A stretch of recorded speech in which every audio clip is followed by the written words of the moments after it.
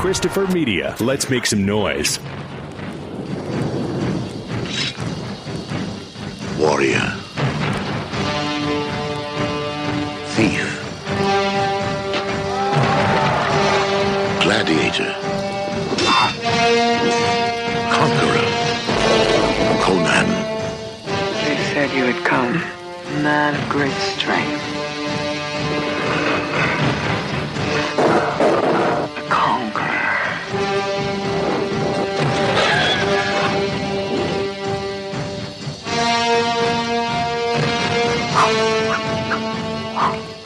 Let us take the world by the throat and make it give us what we desire.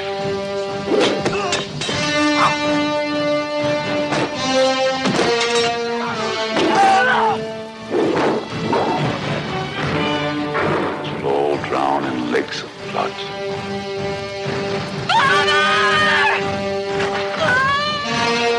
He's evil, a sorcerer who can summon demons. Now they will know why they are afraid of the dark. Now they will learn why they fear the night.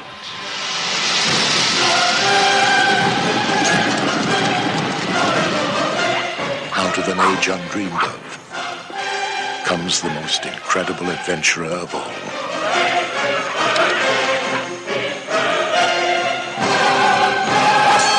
What daring! What outrageousness! What arrogance! I salute you. Conan the Barbarian.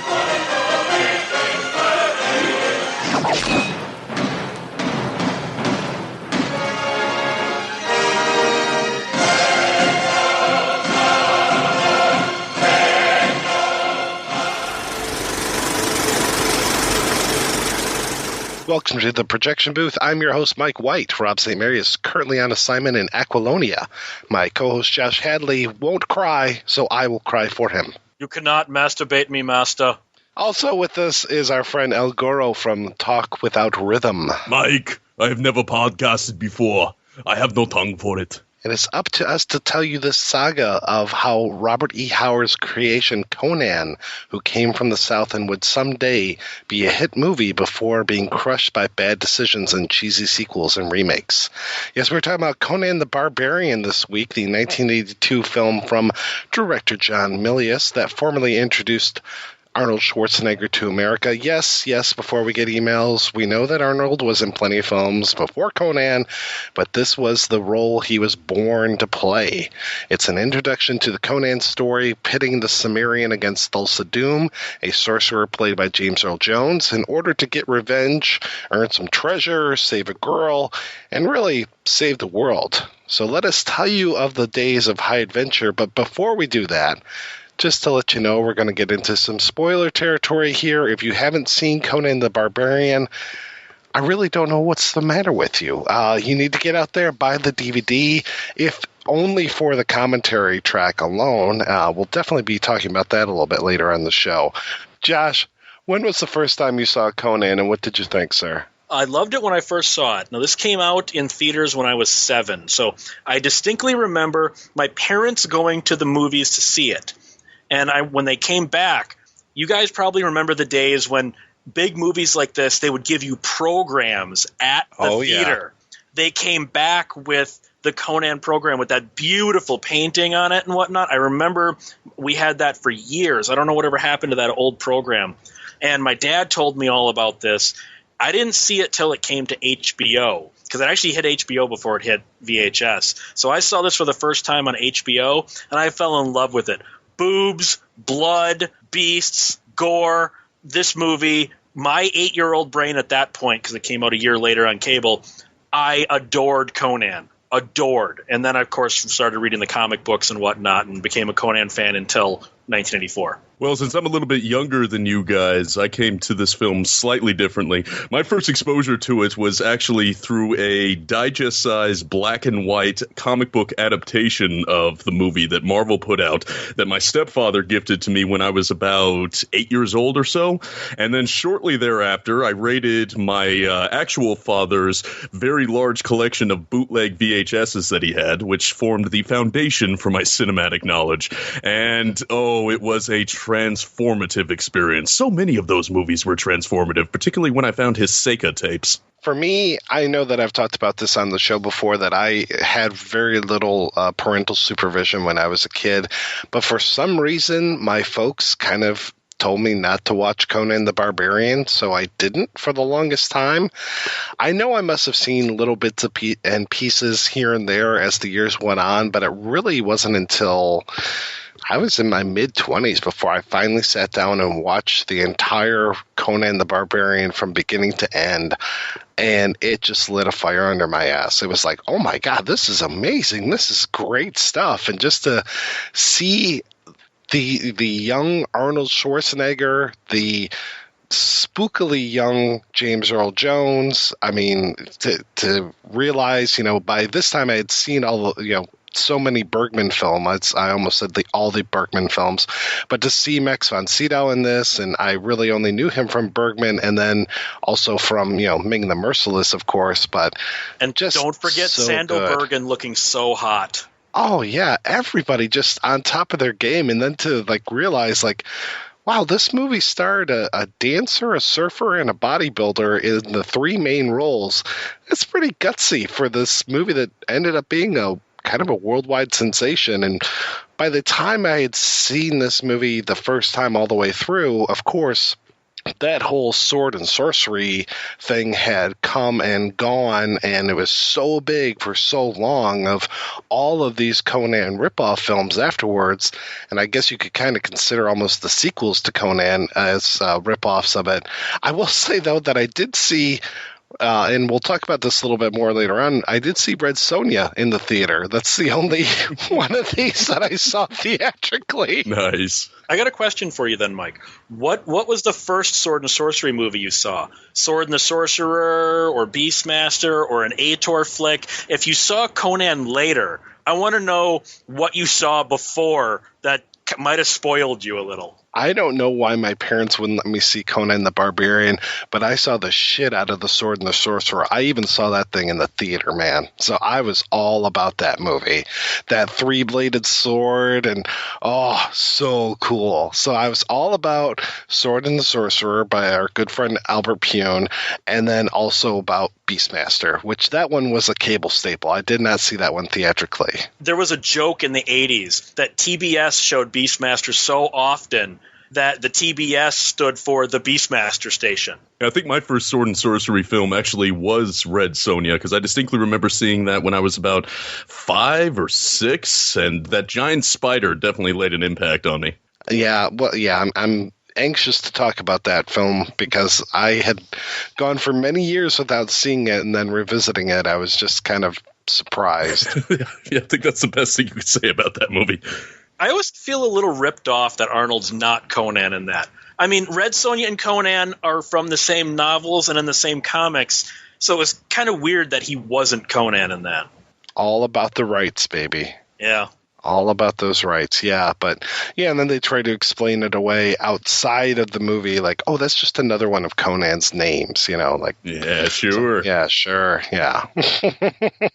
Like those Parker movies that are, where the guy's a different name, Mel Gibson was, he was Parker, or no, he was Porter in that one, right? And so let's talk about Robert E. Howard a little bit. I stayed away from the Robert E. Howard books for a long time just because when I was a kid, I couldn't find any of these Robert E. Howard books. No matter where I went, I was all about the used bookstores and stuff, trying to find these books, and I did want to see what these were about, even though I wasn't able to see the movie, but having seen Red Sonja, and eventually, I guess I kind of went backwards. I think I saw Red Sonja, and then I saw Conan the Destroyer, and then saw Conan the Barbarian years later. but I wanted to read these books. I was kind of into, Edgar Rice Burroughs and some of the classics, and I was like, okay, I want to, see these Robert E. Howard books. Couldn't find them anywhere. The best I could do was find these books by this guy, L. Sprague de Camp. That was it. And they had something to do with Robert E. Howard, but I wasn't really sure what it was. And it was kind of like, we've talked on the show before about not being able to find the version that you think that you want. Like, I never watched The Devils until I found the version that was right for me to watch, and when it came to these Robert E. Howard books, I was like, well, I guess I'll read these L. Sprague de Camp books because they talk about Conan, but I don't really understand what's going on. And I was just so confused as a young child trying to figure this stuff out, only to realize years later that de Camp just kind of made his bones by kind of rewriting or, ripping off Howard and just kind of doing his thing and basically taking over this guy's body of work. It's like, wow, it was pretty ballsy to be able to do that. Have you guys read the Howard stories? Oh, yeah. Initially, I was introduced to the L. Sprague de Camp rewrites, as they are, and eventually I learned that they were exactly what they sound like. They were a gentleman that were taking Howard's work and then repurposing it, in some cases rewriting whole swaths of it, because his actual opinion of Howard's writing was not all that good. And so for a while, I kind of put them down and just said, well, I'll see if I can find the books and stories in their original form. And then thankfully, I think within the last 10 years or so, Del Rey started putting out these big collected editions of the original Conan stories written by Robert E. Howard, and I just completely devoured them. And for people that are wanting to get into them, I would definitely suggest looking into those collections or just heading over to Project Gutenberg, because so much of his work is in the public domain in its original unaltered form. I got to agree that the Howard stuff, it needs to be read, but you do need to put it in its historical context. Robert E. Howard would not make it by today's standards, and I'm not talking about his writing skills. He was a hardcore, hardlined racist. And when you read these stories and the villains are swamp niggers and things like that, you kind of are taken aback and you're like, holy shit, is this from a different time indeed?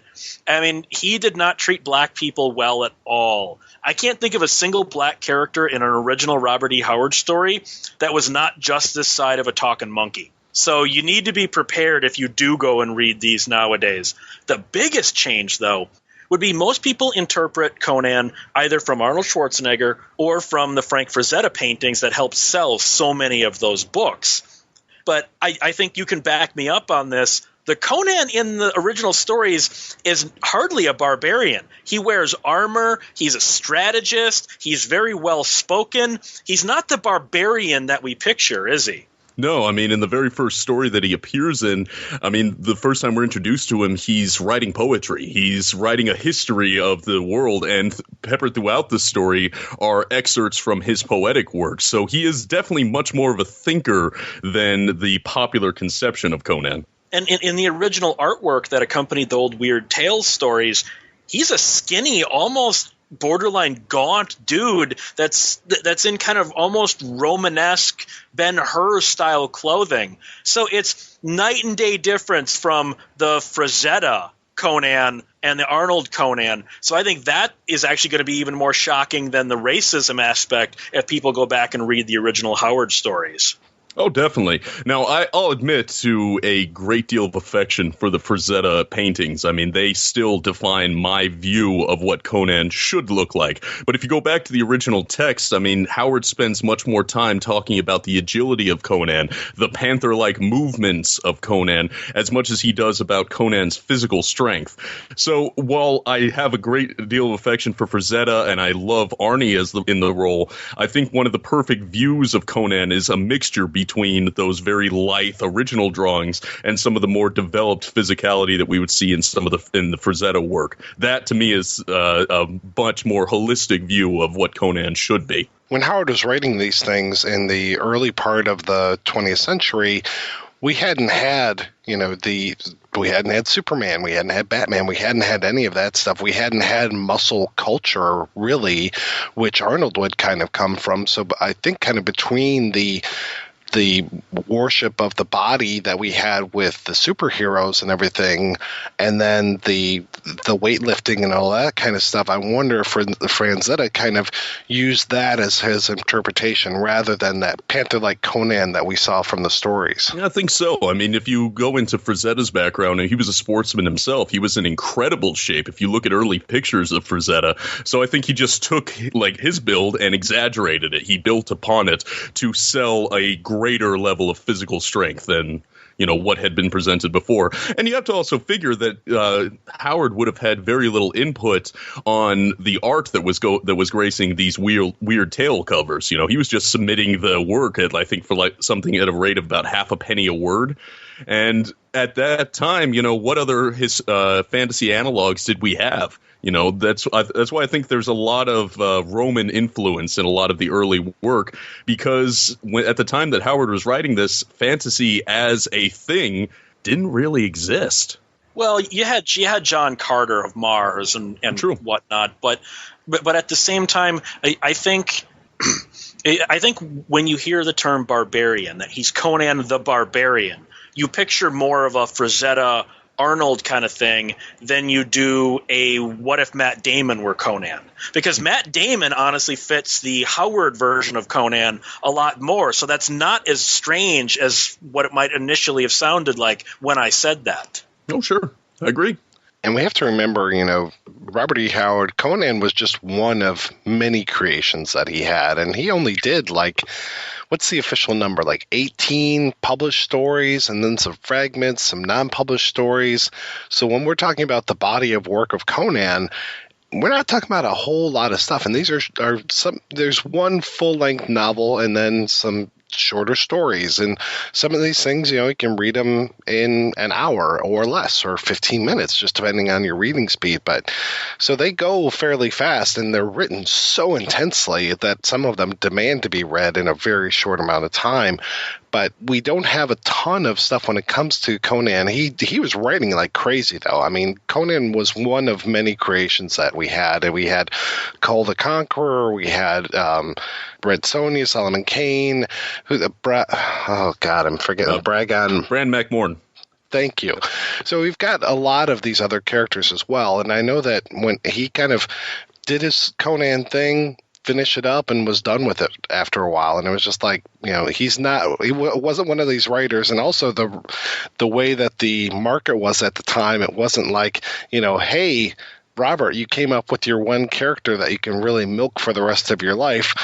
Just the market wasn't like that at the time. He didn't have that kind of feedback, and he wasn't, Arthur Conan Doyle sitting down in the den writing out his stuff. He was writing to make a living, and to be able to do that via Weird Tales back at the turn of the century, pretty impressive stuff. And he had to write a lot if he was going to actually be able to survive on what he was making from a writer's pay. Also, there's the fact that Conan was not that big of a hit in the Weird Tales original Robert E. Howard era. I mean, yes, he was a hit. The readers really liked it. And I'm sorry to keep going back to Frazetta, but it's on record that I think it was Del Rey Publishing said they initially released works of Robert E. Howard in the late 60s and early 70s. They were selling all right. Then they got the first Conan the Barbarian reprint with a brand new first-time Frank Frazetta painting on the cover. They sold like crazy. They said the Frank Frazetta paintings and these covers are what sold Conan to the populace less than the stories did. So you cannot undermine what Frazetta did for the character, if you will. Oh, certainly. His work was pivotal to the success of the Conan character, and it's probably one of the reasons that when you think of Conan, your thoughts will automatically land on a Frazetta painting. mine are still intertwined. I imagine that some of our younger listeners, like, they probably think Arnold, or God help them if they think of Jason Momoa or whatever. But it's, yeah, when I think of Conan, I think of those Franzetta paintings. I think of those action scenes. I think of him, crushing this guy's, neck between his legs, these kind of things. So, yeah, it's definitely the two really go hand in hand. And I think the two are what helped separate Conan from the pack, separate him from these other characters, and really kind of make him an indelible part of our pop culture. If you look at other artists that have taken on the duties of portraying Conan, because, there's been, of course, the Marvel comic books, the Dark Horse comic books, tons and tons of artistic depictions of Conan. A lot of them will reach back to that Frazetta look, that wild black hair, that deep and heavy brow, that it's just something that you associate with Conan now. Mountains of skulls are a Conan thing. Definitely. Yeah. You can never have too many skulls around the house. A skull is like a condom. I'd rather have one and not need it than need it and not have it, right? Have either of you guys seen The Whole Wide World, which was the film in which we got to see Robert E. Howard being portrayed by Vincent D'Onofrio? Yes, it is currently streaming in its entirety on YouTube, and that is how I watched it. What did you think? I'm of two minds about it. For one thing, with Vincent D'Onofrio's, I always mess up his name. His performance oscillates between incredibly engaging and just verging on too over the top. And there are times where the schmaltziness of the storyline, the romantic plot, just gets a little insufferable. But to me, there is something somewhat compelling about the character of Robert E. Howard as presented in this story. A man that is so consumed by this imaginary world that he makes for himself, this wellspring that he can draw upon to fuel these incredible stories, but that makes him so incredibly socially maladjusted and incapable of interacting with the real world like everybody else. So it's definitely a flawed film, but it is somewhat of an interesting film in my opinion. I have not seen this one, but that sounds like it was a little closer to reality, because I know they didn't have the term back then, but from what I've read about Howard, he was what we would almost call a paranoid schizophrenic, that he seemed to really believe this Conan character was forcing him to write these stories. And so that seems a little bit more in line with arguably being realistic. I walked out of The Whole Wide World when I saw it back in 1996. They showed it at the Detroit Film Theater around here. And I think I turned off the DVD right around the same place where I walked out, because I really like Vincent D'Onofrio. I've liked him ever since I first saw him. I mean, Adventures in Babysitting, 13th Floor, Full Metal Jacket, just so many things. I've loved every role that this guy has done, but he was just so over the top when he was being Robert E. Howard. This whole thing where he would be speaking in a normal, and then he would start to shout his lines. I'm like, Jesus Christ, man. I don't want to be around this guy. I don't want to know this guy. I just want to go home. I don't want to be in the theater with this Robert E. Howard character as portrayed in this film. Just get me out of here. And I thought, like, okay, all these years later, you know what, 9 years later, I'm going to try this again. Same reaction. I just couldn't stand it. So sex will infest everything. Books, radio, newspapers, everything. I might be in the minority on this one, because I know it ended up winning all these awards and all this kind of stuff, but I couldn't take it, and I didn't want anything to do with this movie. Some of the stuff that we see on screen is coming right from Novaline Price's memoir. She's the character that Renee Zellweger portrays in this one. Who was still cute at that point, too. She was still very cute at this time. Yes, she was kind of adorable. And then there's other stuff where it's like, well, maybe this is kind of influenced by, because not only did DeCamp, kind of steal Howard's stories and, do what he wanted to with them, but he also had this great smear campaign. He wrote a whole biography, Dark Valley Destiny, about Howard, and basically made him out to be a loony. And yeah, so made him out to be this terrible, terrible person. And thank goodness DeCamp kind of saved this fiction from Howard and gave us these great stories that he basically just ripped off and rewrote. Anyway, so there are other times where it's just like there's this weird sexual tension between D'Onofrio and the woman that plays his mother, and after a while I just wanted to yell in the theater, just fuck her already. But that didn't happen. That's not the way they courted back then at that time. No, there had to be a whole ritual thing around it. So let's go ahead. We're going to take a break and learn a little bit more about Robert E. Howard from Mark Finn, the author of Blood and Thunder, The Life and Art of Robert E. Howard, and we'll play that right now. How did you get interested in Robert E. Howard? Well, that is a loaded question. I'll give you the Cliff's Notes answer. I was a child of the 80s, and Dungeons & Dragons had come into its own in 80, 81. And like every other kid, I was playing the game. And around the same time that I discovered Dungeons & Dragons was the same year that the Conan movie hit big. And I'd already been reading some of the comics. And so it was sort of a perfect storm of, I got to get this Conan guy and figure out what's going on. So for my 12th birthday, I got I asked for Conan paperbacks and got the Ace, which is the reprint of the Lancer. I got the Ace Conan the Usurper. So my first exposure to Robert E. Howard was Beyond the Black River, and it's kind of ruined me for Conan ever since. Because that's just one of the great ones. Probably my favorite Conan story. So how do you go from being a fan of Robert E. Howard to writing pretty much the definitive biography of this guy? That was a matter of degrees and necessity. I'll tell you what I know. I kind of backed into checking out Robert E. Howard days in 1995. I literally went to visit my parents in Brownwood, and they were very surprised to see me and said, "We thought you would be in Cross Plains." And I said, "Why?" And Mom said, "Well, they're doing this thing for Robert E. Howard." And I said, "I'll be back for dinner." And so I just drove there and checked it out. So that was my first exposure to this wider world of guys who were doing things for Howard studies. That was the first year I met Rusty Burke and a few other people who would later become friends and mentors and eventually goad me into writing things about Robert E. Howard. Flash forward a few years, I'm at a San Diego Comic-Con.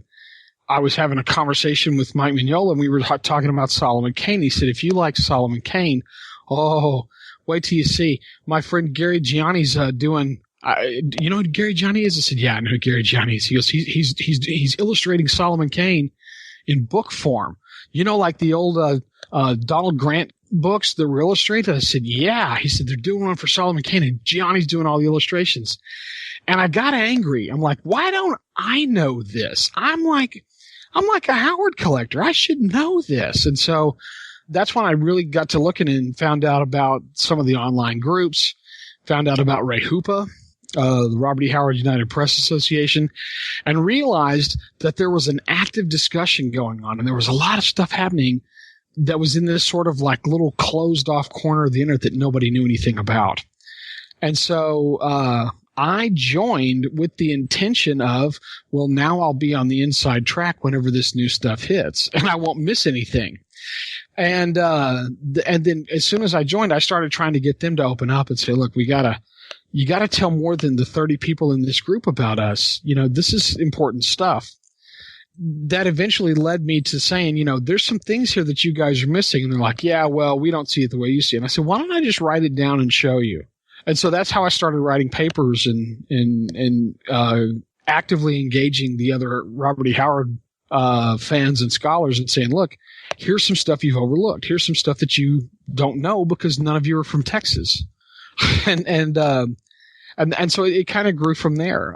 When Chris Robertson was doing Monkey Brain Books, he knew that the Robert E. Howard Centennial was coming up because he knows me, and I take everybody to Cross Plains at one point or another. And he said, I'd like to do something for the 100th anniversary of Howard. I want you to put a book together for me. And I said, great. I know all the guys. Well, I'll get some essays. We'll do a lineup of things. He said, no. I want you to write a biography of Howard. And I said, oh, I guess I could do that. and then I hung up the phone and thought, oh crap, now I got to write a book. And so he really kind of forced my hand, he said, you're the guy who tells the story with this kind of enthusiasm and makes other people want to read Robert E. Howard. I want you to put that in the book. And so that's how the first edition of Blood and Thunder came about. It was literally put together to take advantage of the centennial.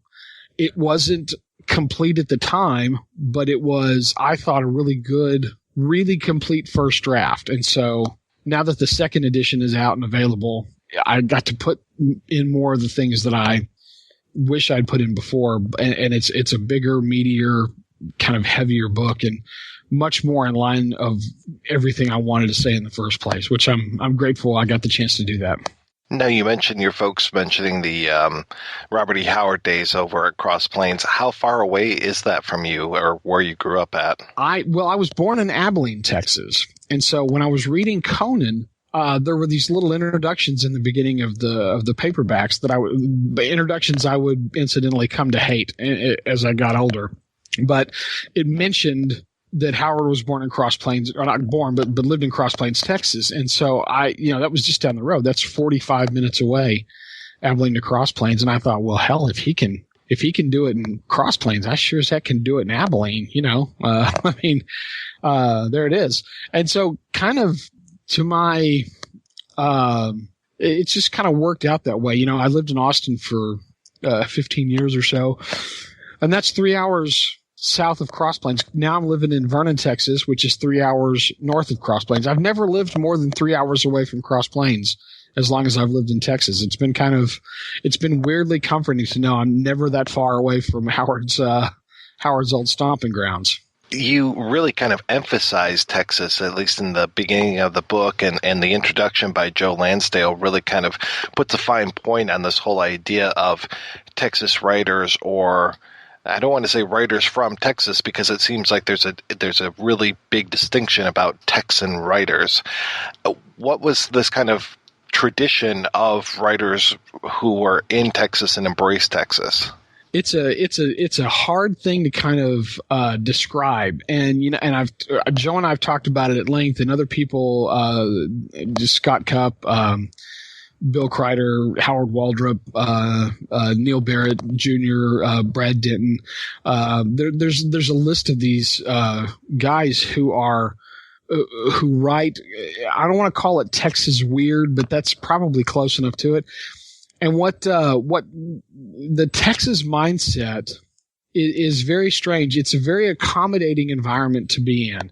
If you want to go be a writer, you can go be a writer. I mean, you're not going to win any points from anybody, but you want to go do that, you can go do that. So you're kind of left to your own devices. And so as you're developing your skills and as you're reading what you read, there's nobody that tells you what's good or bad. There's no expectations put on you as a writer in Texas that you have to write a certain way or a thing. And so all of the stuff that you're into, and Joe's work, I think, is very emblematic of this. You can really tell the things that Joe likes in all of his books because they're all in there. But all that stuff goes in at equal value. The comic book you read when you were 9 years old has the same weight in your brain as Moby Dick. And so culturally there's not a pecking order. And it creates a kind of, maybe not a level playing field, but it's a lot to draw on. We don't really have a tradition in Texas of literature so much as we have a tradition of storytelling. And the currency, the coin of the realm in Texas still to this day is bullshit. It's tall lying. It's that yarn spinning, that exaggeration for exaggeration's sake. And so, you put that into the mix as well, and maybe a little of the Bible on top of it. And And it's not surprising that you see everybody writing what they write about, because it's a kind of a cultural mashup rather than a pop cultural reference. We just don't have any filters. And I think that's probably what it is. There's nobody around. I've never pitched an idea to any of these guys during any of our talks over the years where they haven't gone, man, that's great. You ought to do it. There's nobody that says, oh, that would never work because of the blibbity blobbity blue. Yeah, no one ever does that. They're just like, yeah, you want to put buffaloes in space? Go for it. So, it's a very permissive, culture, to write in and to kind of be a reader for. And Howard is sort of the godfather of that, the way he mashed up Westerns and horror elements to make, Horror from the Mound, and, the historical setting with the fantastical elements is sword and sorcery. He really combined this stuff in interesting ways, and a lot of it defies genre categorization for a lot of stuff. Everybody in Texas that's a genre reader read that. And even if it didn't stick, even if you read Howard and said, yeah, I wasn't a big Conan fan, you still were exposed to it. And so I think that's where that's where that kind of unique kind of, it's not a voice, but rather than the voice, it's the room in which your voice is being heard. You mentioned Texas Weird, and famously Howard sold most of his stories, or most people came to his stories through Weird Tales.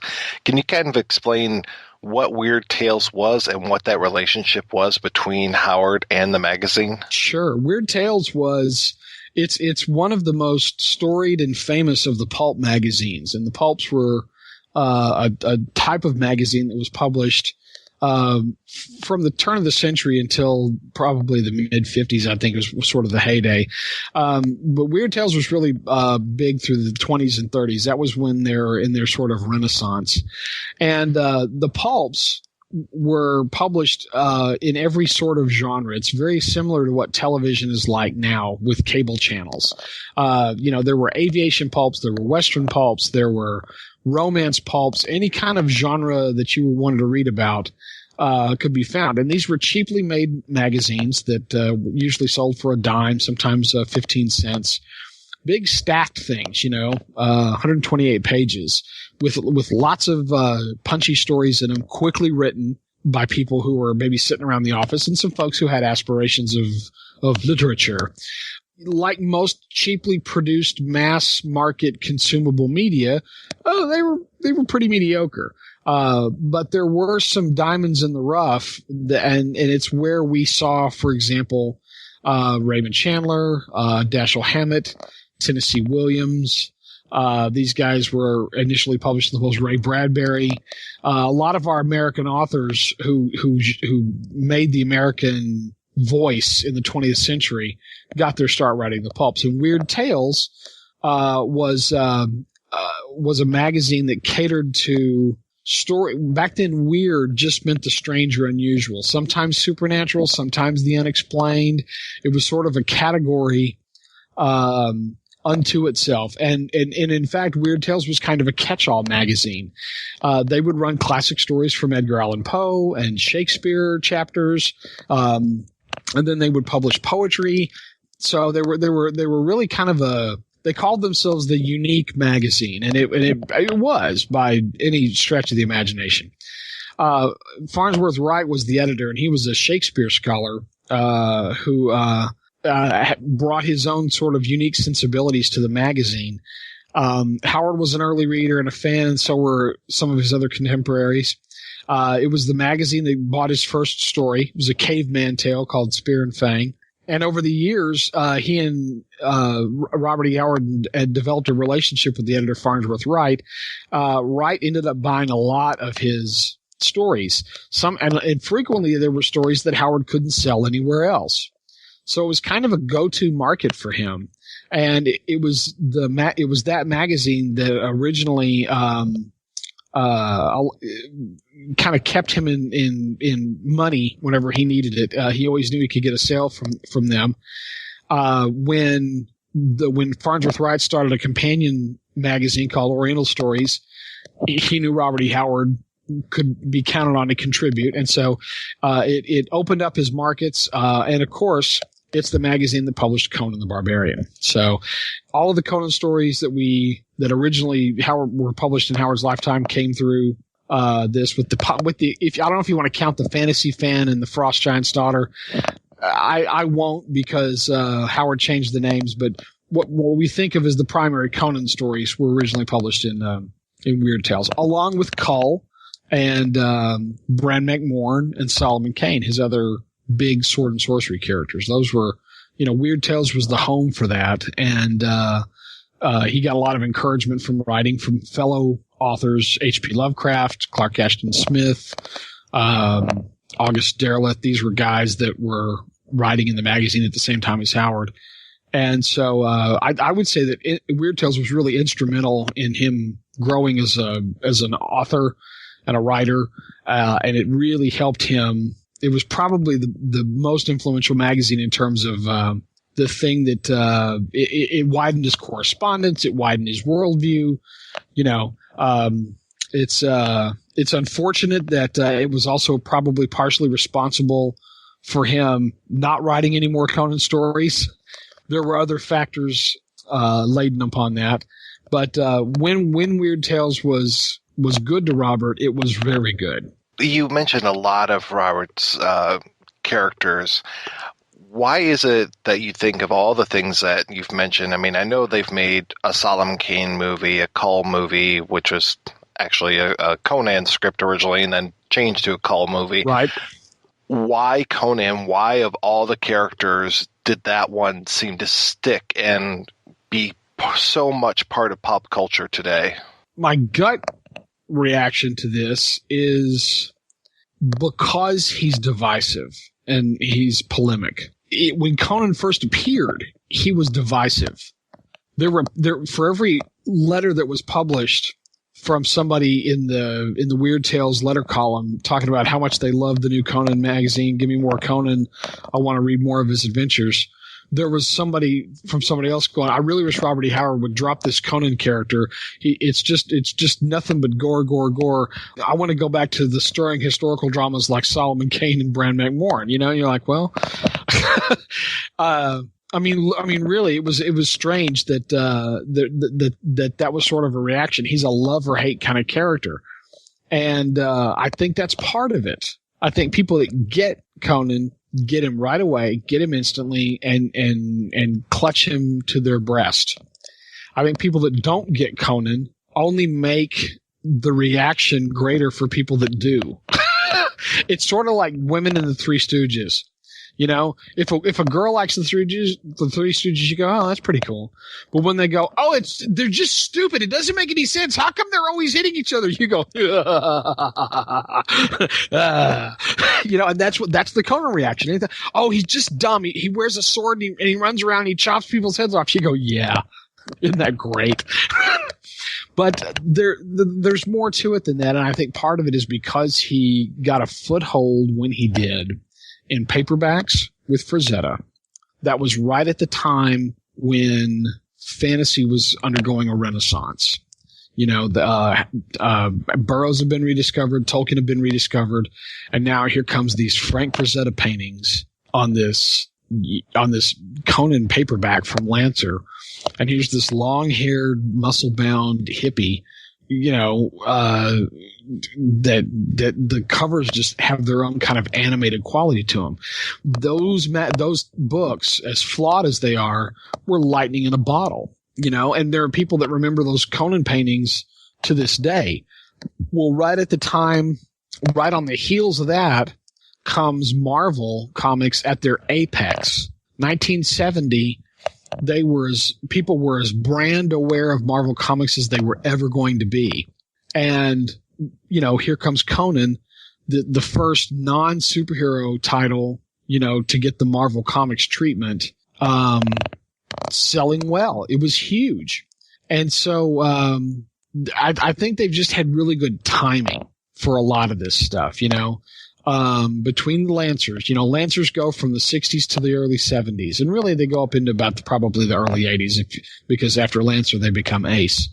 The comics, from 70 on to about from 70 to 77, the comics are great and the magazines are great. And again, that goes up into the 80s as well.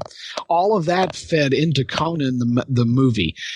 When they were looking into the rights, it was the popularity of the Conan comics and the Conan magazines that they were drawing into. And so when Pressman and the guys started shopping around trying to figure out who to buy the rights from, they didn't realize it was this even larger world on top of it. So, and with the Conan movie, to right in the early 80s, you've got Schwarzenegger as this breakout star. I mean, I'm trying to think of an equivalent in our world, and I'm drawing a blank on somebody that hit the ground and was like that immediately recognizably iconic in something. Probably it's not quite the same because Johnny Depp was like very famous before Pirates of the Caribbean. But when Captain Jack Sparrow hit, there was this sort of like, oh, obviously, like everybody was just kind of like, yeah, this is what we've been waiting for. Why didn't you tell us? Well, that was Conan and Schwarzenegger. It was like, well, of course he's going to be the Barbarian. Why wouldn't he be? There was this sort of weird sort of sense of having already, meeting a demand that we didn't know we'd asked people for. And so, that's where the Conan stuff, because he's been around for so long and you have all these layers, you have very different people in their heads have a different interpretation of Conan. My Conan is not your Conan. Your Conan is not your best friend's Conan. And even though we will all go, oh yeah, the Frazetta paintings were awesome and Barry Windsor-Smith is a great artist and Jason Momoa was great and really looked the part. My Conan, I'll never see on screen because it's a combination of the things that I liked about all the Conans that came before it. And so that's probably one of the enduring qualities of something that has that kind of pop culture resonance, Batman doesn't reinvent himself so much as he just rediscovers the bits that worked the last time we went through here. James Bond goes through different iterations where they take him back to the books and then slowly move him away from the books, and then they take him, and then they get a new guy and bring him back to the books and slowly move him away from the books. So too do we get a Conan that's basically layered like a cake or an onion. And each new generation and each new version of Conan, strikes a chord of familiarity because in reality it's standing on all these other versions of Conan to sort of draw its essential elements from. Before you wrote Blood and Thunder, had you ever written a biography before? No. No, I had not. I'm a fan of biographies. I read many and liked them. Some of my favorite biographies, my favorite books are biographies. Flame of Pure Fire, Jack Dempsey and the Roaring Twenties was an influential book in this regard. I'm trying to think. Kenneth Silverman writes really good biographies. His one on Houdini was great. Jim Steinmeier writes great nonfiction biographies and historical things. Also, Carlton Stowers, who writes true crime novels, is a Texas true crime writer. All of these guys were sort of in the mental hopper of the type of book I knew I wanted to write. And even still, I don't think I got it 100% right. But I was determined to kind of, look. I looked at all the biographies that I'd read over the years that stuck with me or that I had gone back and reread or whatever.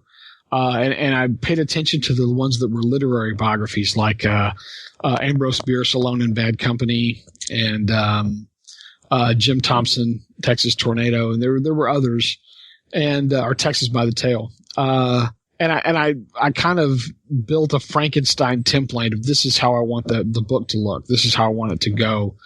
And once I did that and had I was sort of floundering until I figured out that I could tell this story by using I had these scenes in my head that I couldn't justifiably include because they didn't happen. So I just decided to set them apart. And that's where the part 1, part 2, part 3, and part 4 narrative comes in. And I really wanted to use that story idea of the 15-year-old boy walking through the boomtown, and it's Robert E. Howard, and he's got a copy of Adventure tucked in his back pocket. And all of this is sort of based on Howard's letters anyways, but, you know, him getting to the house and, you know, he's just trying to avoid the violence and the bloodshed and the gunshots and all that. The idea of saying, you know, he's 15 years old when he discovers Adventure. Robert E. Howard at 15, his life is half over. Well, and that was that was one of those where you just go, whoa, okay. And so I knew that's how I wanted the book to sort of open. I wanted that sort of hook right away, that this didn't happen in a short amount of time. And then I started looking at those 30 years. Well, you know, that's not a long time to research, but then I realized that that's a crazy amount of history happened in those 30 years. Texas went from rural to urban in 30 years. I mean, that's just hard to fathom, you know, but it was all based on oil money, you know, and what oil did for the state. I've said to everybody, and I mean this from the bottom of my heart, it was the hardest book I've ever written. It was the hardest thing I ever had to do. You know, I had to get right with Howard's suicide. I had to put aside whatever I might have felt about certain things and just like look at what was said, look at what was done, accept the fact that I don't know why he did X, Y, or Z, and no one does, you know, and so you know, navigating that, you know, how do I update the narrative that people have about Robert E. Howard? How do I refute the things that L. Sprague de Camp wrote without really a basis of fact or misinterpreting a quote or a line of dialogue completely and extrapolating in the wrong direction? It created a kind of a punch list for me. It created a sort of a to-do list. And once I got an organized sort of list together and I realized I could hit these points and cover most of my bases, then it became just a question of writing the narrative. The structure, putting that together was hard. It was fun, but it was very hard. Writing the narrative actually was harder than the structure, because when you're writing fiction, I typically am about 3 words ahead of my nose every time I'm writing fiction. If I get in the zone, you know, you get in that space where you're just in front of your fingertips, and that's where you get these wonderful inspirational pieces of dialogue and cool, strange connections. Well, I can't really riff on Howard that way when I'm dropping facts in, you know. So I did basically a dry pass where I put in all the information, and then once that was done, I went back and wrote it in my style. I edited it with the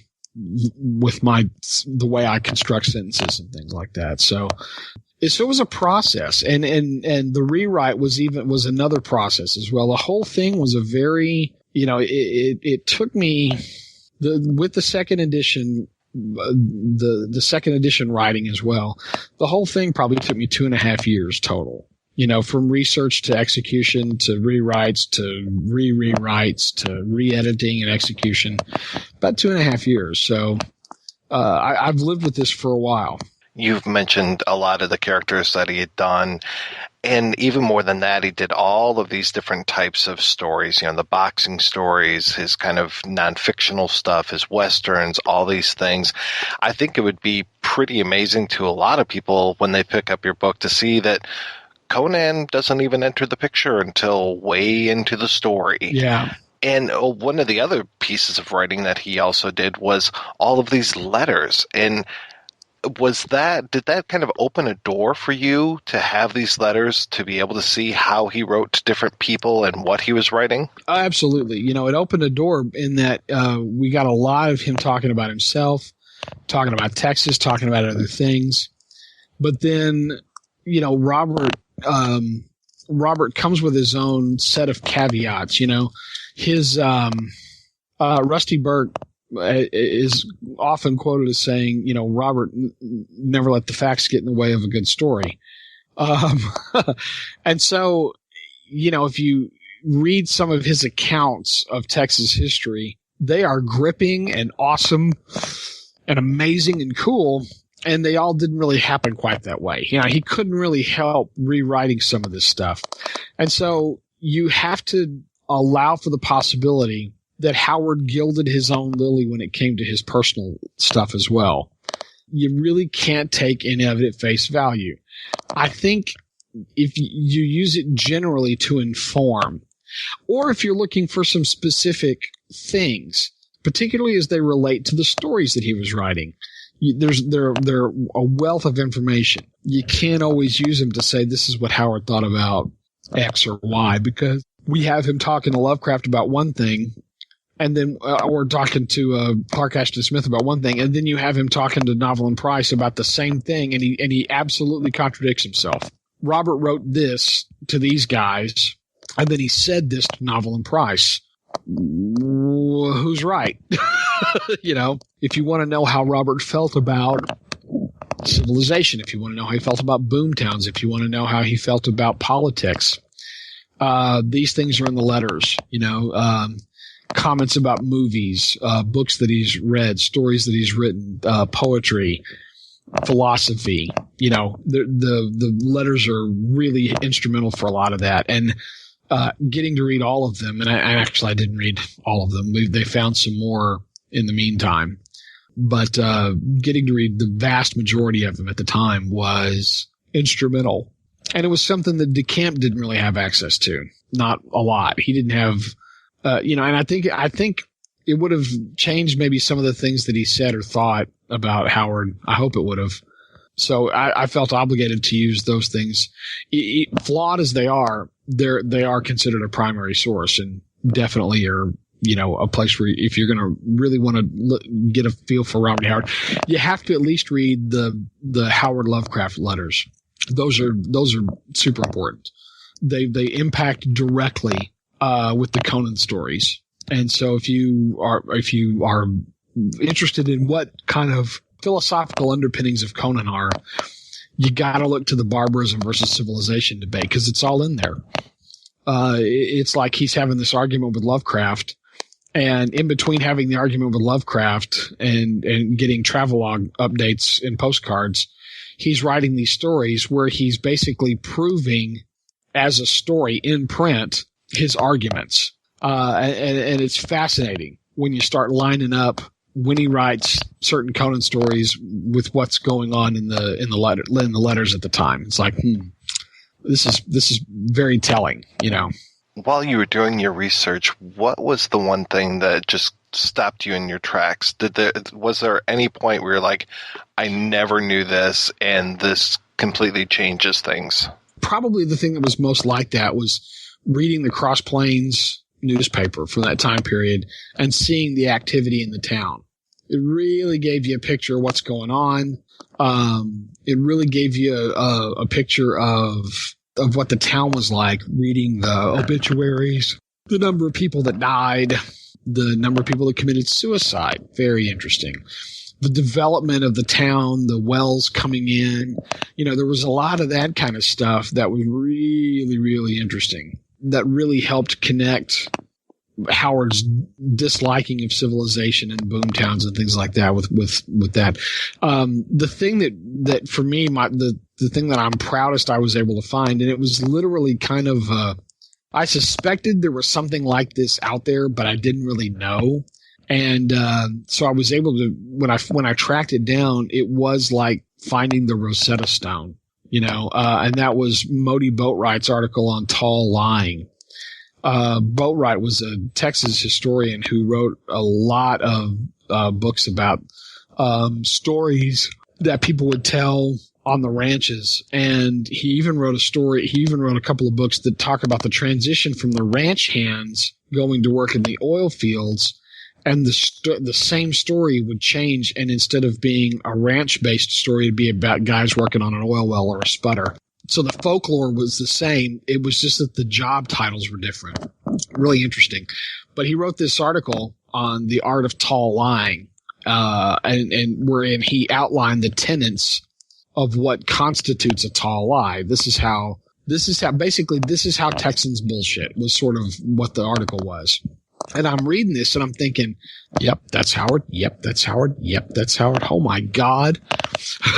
This, it was all there, and not just in the humor stories, but in all this other stuff too, the way that he puts descriptions down in his serious things. If you read the way Boatwright talks about how the setup, the description is merely the sketch. It's the outline. It's just enough to give you the bare bones. That's what Howard does. He gives you the bare bones. Now he does it colorfully so that when you close your eyes, you imagine what the plains look like that these guys are riding across. But he never really tells you it's green grassland or that it's red clay or whatever. You get to put that in on your own. Yeah, finding the Boatwright article on tall lying was the thing that really allowed me to sort of authoritatively say, you can't say he wasn't a Texas writer and you can't say he wasn't writing in the Texas tall tale tradition, because here's the thing that the guy that studied this for 20 years wrote about it. And if you read it, it reads like Robert E. Howard stuff. What were some of the misconceptions about Howard that you tried to put to bed with your book? The Oedipal complex with Mom was probably one of the two big ones. DeCamp floated this idea that because of how the narrative is, when Howard learned that his mother wasn't going to wake up, he went out to his house he went out to his car and killed himself.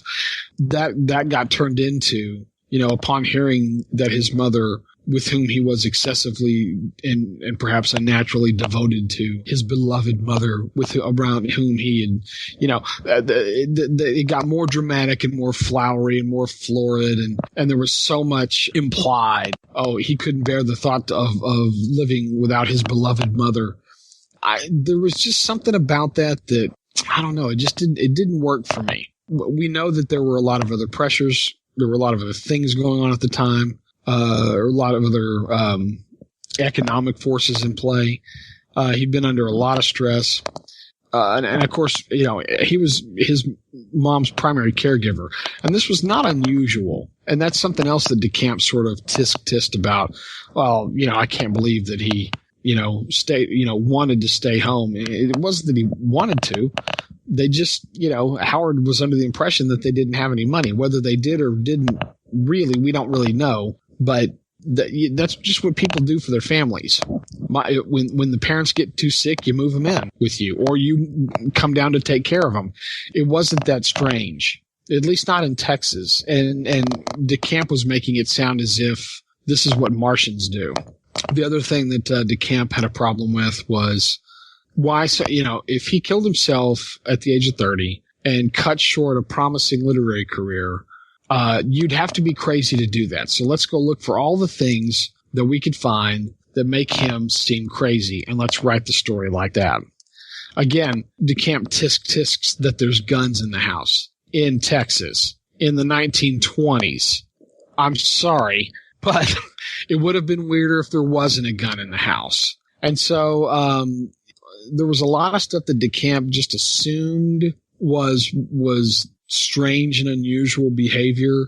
And yet a lot of the stuff when I was reading, even DeCamp's biography at the time, I was thinking, why is he making a point about the guns in the house? My dad had guns in the house. My dad still has guns in the house. There, in Texas, that's not an uncommon thing. It never has been.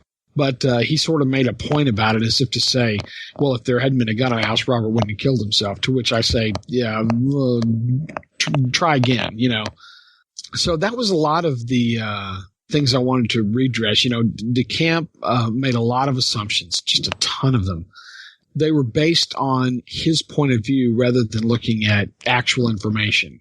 No writer from DeCamp forward had ever made an effort to look at Howard's environment and see what was going on. One of the big mistakes that DeCamp makes in his biography is he makes a mention of the fact that Robert didn't start school until he was 8. Immediately he invents a scenario wherein Howard's mom is holding him back and keeping him out of school for fear of him being bullied because he's frail and skinny and weak. And first of all, there was no evidence of him being frail and skinny and weak. And then second of all, if he'd looked into what the school requirements were in that area, he would have seen that the kids didn't start school until they were 8. Nobody went to school until they were 8. It wasn't a big deal. It was just the way of it. But DeCamp had to invent a reason for why this was strange because, well, of course, he was in school much earlier. Yeah, in the Northeast, you would have been. So that was the stuff that really just kind of made me nuts. Just flat out. And he didn't really like Texas very much and made it kind of obvious, which is weird because he ended up living here. And I don't know why that was. But when they were writing the book, DeCamp would come, they showed up in Cross Plains. DeCamp's wearing a navy blazer. He's got an ascot, horn-rimmed glasses, a cane, leather shoes, white slacks, looking for all the world like Thurston Howell with a goatee and a Van Dyke. And he's walking up on those steps. Good morning. My name is L. Sprague DeCamp. No one's going to talk to him. In the 1970s, he's dealing with old people from Cross Plains. They took one look at him and shut the door. Get off my porch, Yankee. It just would have been nuts, And so he literally got a co-writer to help him, a woman from Eastland named Jane Whittington Griffin. And she was from Texas. And so she was the one who actually got the doors open for them and got people to talk to them. Because she'd walk up in a big flowery dress and go, "Hi, y'all. How are y'all doing? We're doing good. How are you? Oh, I'm doing good." And then the ice is broken now.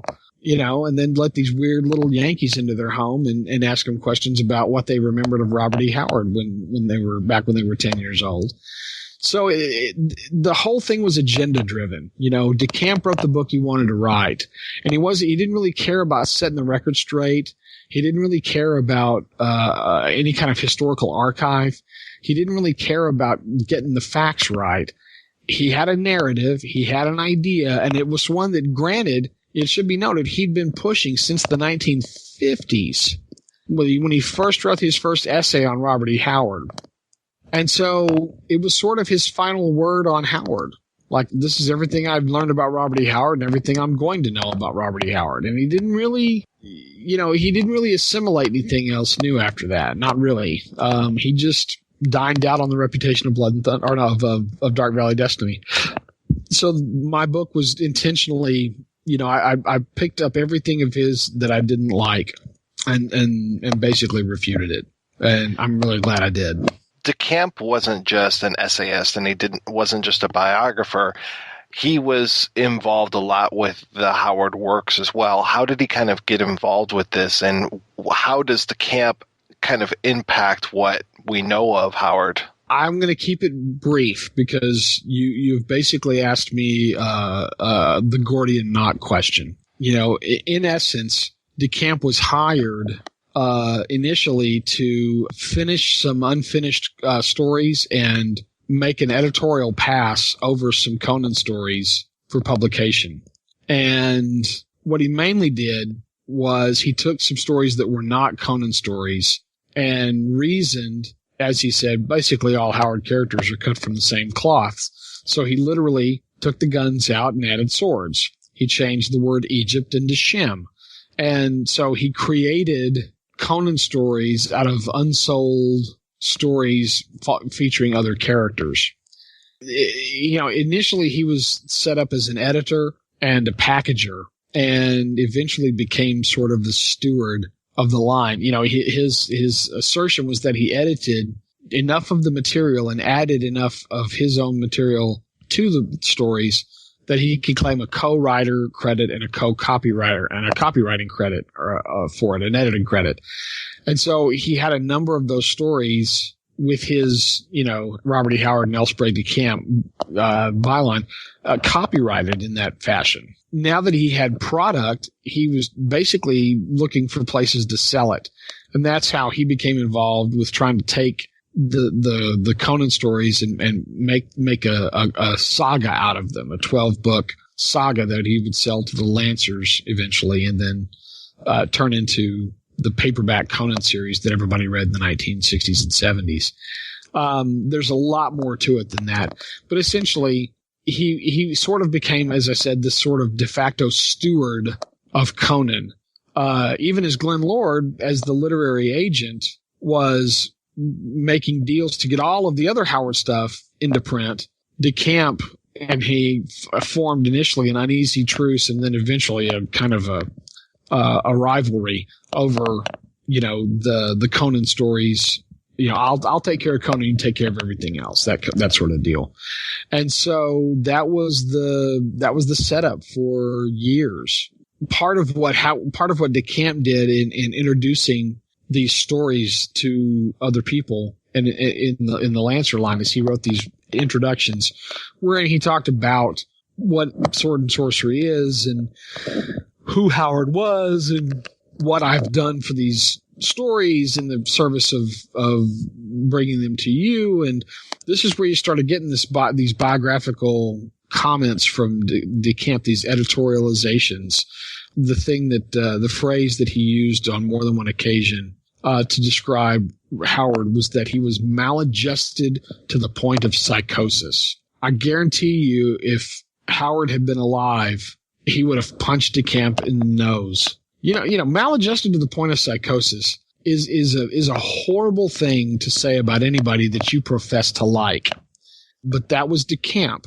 And I don't know why he thought it was okay to promote Conan and at the same time sort of downplay Howard. I won't go into why. There's a number of reasons that are speculatory regarding why DeCamp did this. It's enough that he did it. And he did it so frequently that for a lot of people, the only thing they know about Robert E. Howard is the introductory essays that they read in their Conan books back in the 70s, and they haven't looked at anything since. And so I still run into old timers who will say something about Robert E. Howard and then go, well, that's what you get for wearing a dress. And I'll go, what? Oh yeah, Howard wore a dress when he wrote. I'm thinking, you're thinking that's Arnold Schwarzenegger. No. It was on the Conan tape, on the notes. John Milius said all kinds of stuff about this. And I'm like, yeah, none of it's true. And they look at you like, well, why would he say it if it wasn't true? It's because he was the same way. Milius never let the facts get in the way of a good story. And Milius heard DeCamp's blarney like a line of telephone and just got it all wrong. So there's just been, people have played fast and loose with Howard's biography for decades. And I hope we're at the point now, we're kind of at the point where people have just kind of stopped. They've stopped saying the things that they don't know, which is great. If you don't know, it's okay to say, I don't know. If there's nothing in the historical record, it's okay to say, we're not really sure why I did this. But, when you're doing a puff piece, it's probably a good idea just to stick to the facts. And Howard's record speaks for himself. His characters speak for themselves. The stuff he wrote and the way he wrote it speaks for itself. You don't need to gild Howard's lily. In a professional career that spanned 12 years, he wrote over 300 stories and over 900 poems, created new genres and invented characters that have been around for 75 years or more to this day. That's a legacy that anybody would be proud of having with a lifetime achievement. You don't really need to – you don't have to sell Howard past the point of like, yeah, in the 1930s, he's the guy that created Conan in Texas. And most people hear that and flip out. Nobody cares about maladjusted to the point of psychosis because he wasn't in the first place. But I mean, even still, that's just not a point anymore. So thankfully, most of the DeCamp stuff is slowly factoring out and going away. And it's just taken a lot of just repeated effort to get that done. But if I'm proud of anything, I'm proudest of that DeCamp's characterization is on the wane, which is nice. You mentioned maladjusted to the point of psychosis, and looking at the way that Howard has been portrayed, not just in the DeCamp stuff, but actually in the media, seeing him portrayed on film, I would have to say that whole maladjusted to the point of psychosis might actually fit with the description of Vincent D'Onofrio's performance in The Whole Wide World, Would you agree or disagree with that? I think that he definitely played him as a tortured genius.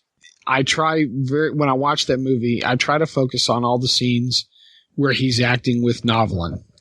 Anytime Howard and Novelin are in the room together in that movie, that's all based on stuff that she wrote, her journals and her diaries. And those are the conversations that they had, which I love.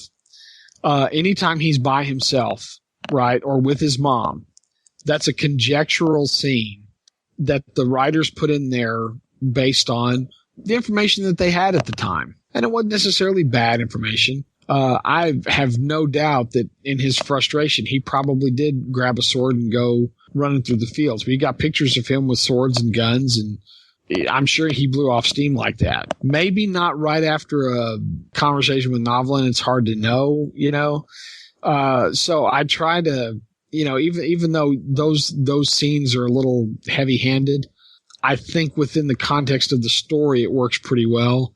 And I still think that that's a really wonderful introduction to Howard, just in terms of seeing this guy kind of cope with he got dealt a bad hand. He the primary caregiver for his mom, who's got a wasting disease, tuberculosis, which has been around for a while. And, he's riding to escape and he's riding to make a living. And he's doing what he can, but he's kind of trapped in this set of circumstances. And so, he wasn't able to really articulate to Novelin what he needed from her. And she wasn't ever really to articulate to him what she needed from him. It was a star-crossed relationship. I like the movie a lot. I really do. And I think it's a great intro, as I said. But I always let people know, anytime you see Howard on screen by himself, that's probably not what really happened, So that's my only caveat for that. Other than The Whole Wide World, has he ever been portrayed on TV or movies that you know of, either as actual Robert E. Howard or as like kind of a thinly veiled approximation? Not to my knowledge, no. Obviously, he's made a lot of book appearances in short stories and novels, but never in any other TV or movie type of setup. Yeah. It'd be nice. I'd like to see it. I may have to do one. Now, the second edition of Blood and Thunder, you said that you went back and you added just an absolute ton of stuff. So if people are out there looking for the book, just focus on that second edition. Not to say don't pick up the first one, but you can't miss the second edition. It's got the photo cover on the front. It's actually Amazon's got it. You can buy it from Amazon. Just do a search for Mark Finn Blood and Thunder and it'll pop right up. It's currently being published by the Robert E. Howard Foundation Press, which I'm very grateful for. And so the nice thing is it's going to be around for a while. I like that a lot. So and if you've got the first edition, there is enough in the second edition. For example, I added 10,000 words to the Conan chapter. Conan got a real shot in the arm in the second edition. And because a lot of people were like, I really liked what you'd written, but you didn't write a lot about Conan. And of course, my point was, that's because everybody's written about Conan. You don't need to know what I think about Conan. You need to know what I need you to know about Sailor Steve Costigan. And they all went, yeah, but... And so be careful what you wish for, fans of the world. You now have a Conan chapter, and it may not be the Conan chapter you want. Where is the best place for people to kind of keep up with you? You can find me on Twitter at Finn's Wake. I post whenever I have a new book or a new thing out. I've also got a blog that I try to write weekly on, called Mark the Aging Hipster at blogspot.com. It's also, if you just do a Google search for Finn's Wake, it'll pop up. You can hit me up on Facebook, but you gotta tell me, hey, I'm a fan of Robert E. Howard. Otherwise I won't friend you because, I use my Facebook mostly just for friends and family, but I make an exception for Robert E. Howard fans. So if anybody's on Facebook and wants to friend me, you can. I've actually got a Mark Finn page, Finn's Wake page as well.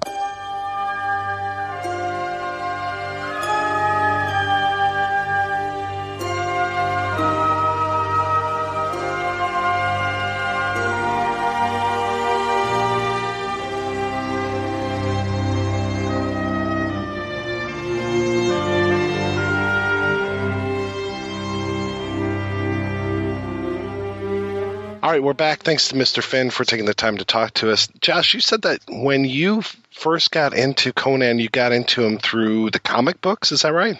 Yeah, I before I read any of the stories, saw the movie or anything, my dad was buying me Conan comic books because Marvel Comics had the rights to the character since the, I think, mid-'70s or so. And Conan was such a popular character. I know this is going to seem weird to especially younger readers, or younger listeners. There was a time when Marvel Comics was doing so poorly between 1977 and 1979. There were 2 comic books that kept the company afloat: Star Wars and Conan the Barbarian. Those were the only comics selling worth a damn from Marvel at that point, both licensed titles. Conan was being bought by people who would not read Spider-Man, who would not read Captain America, who would not read the X-Men. They were reading Conan. Conan was being read in colleges and auto garages. Those Marvel comics were fantastic, and they were more based off of the Frazetta version that we were talking about more than the Robert E. Howard version. This is the big, long black hair, big muscled, but he was kind of the Robert E. Howard version as well because he was smart and a strategist, and he was not this monosyllabic barbarian that all of the parodies would make him out to be.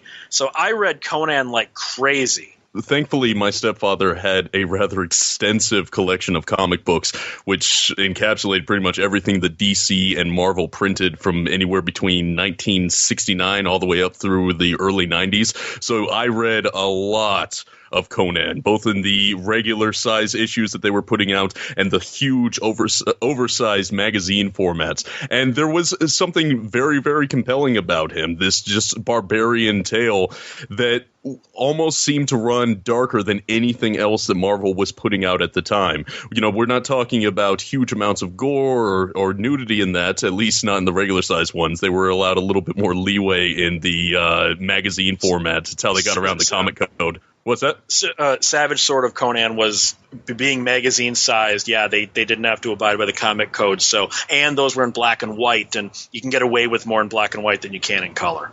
Indeed. So when you're coming into it as a 10-year-old, that sort of thing has a lot of appeal. It wasn't just one Conan title. We had multiple Conan titles happening at the same time. Yes, there was Conan the Barbarian, which was comic book sized color, and you buy it at the drugstore.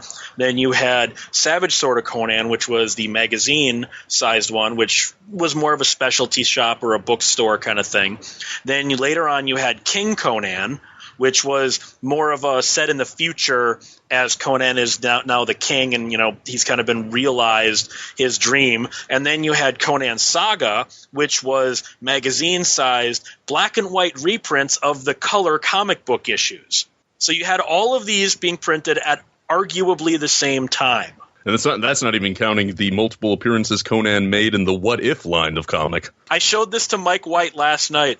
At one point, he got transported to contemporary times, 1982, and he became a pimp, yo! And he went all Scarface and became a drug dealer and a pimp, and it was fantastic. He fought Wolverine once, too. Yeah, it was What If Conan Met Wolverine. I always loved that book, but it doesn't have quite the same appeal as Pimp Conan with his leopard pet. Kind of makes sense that there's multiple appearances of Conan in these What Ifs, because I think Roy Thomas was the creator of What If, and then he was also the guy who championed and really got Conan out there as this comic title.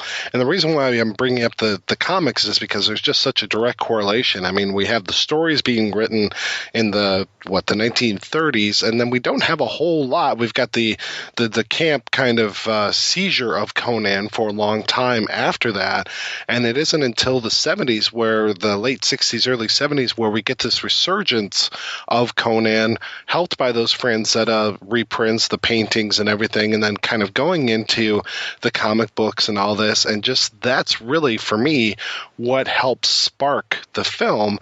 And there's a real clear connection between all of that stuff. So let's take another break. I'm going to play the first part of an interview with Roy Thomas, who is the author of these Conan comic books.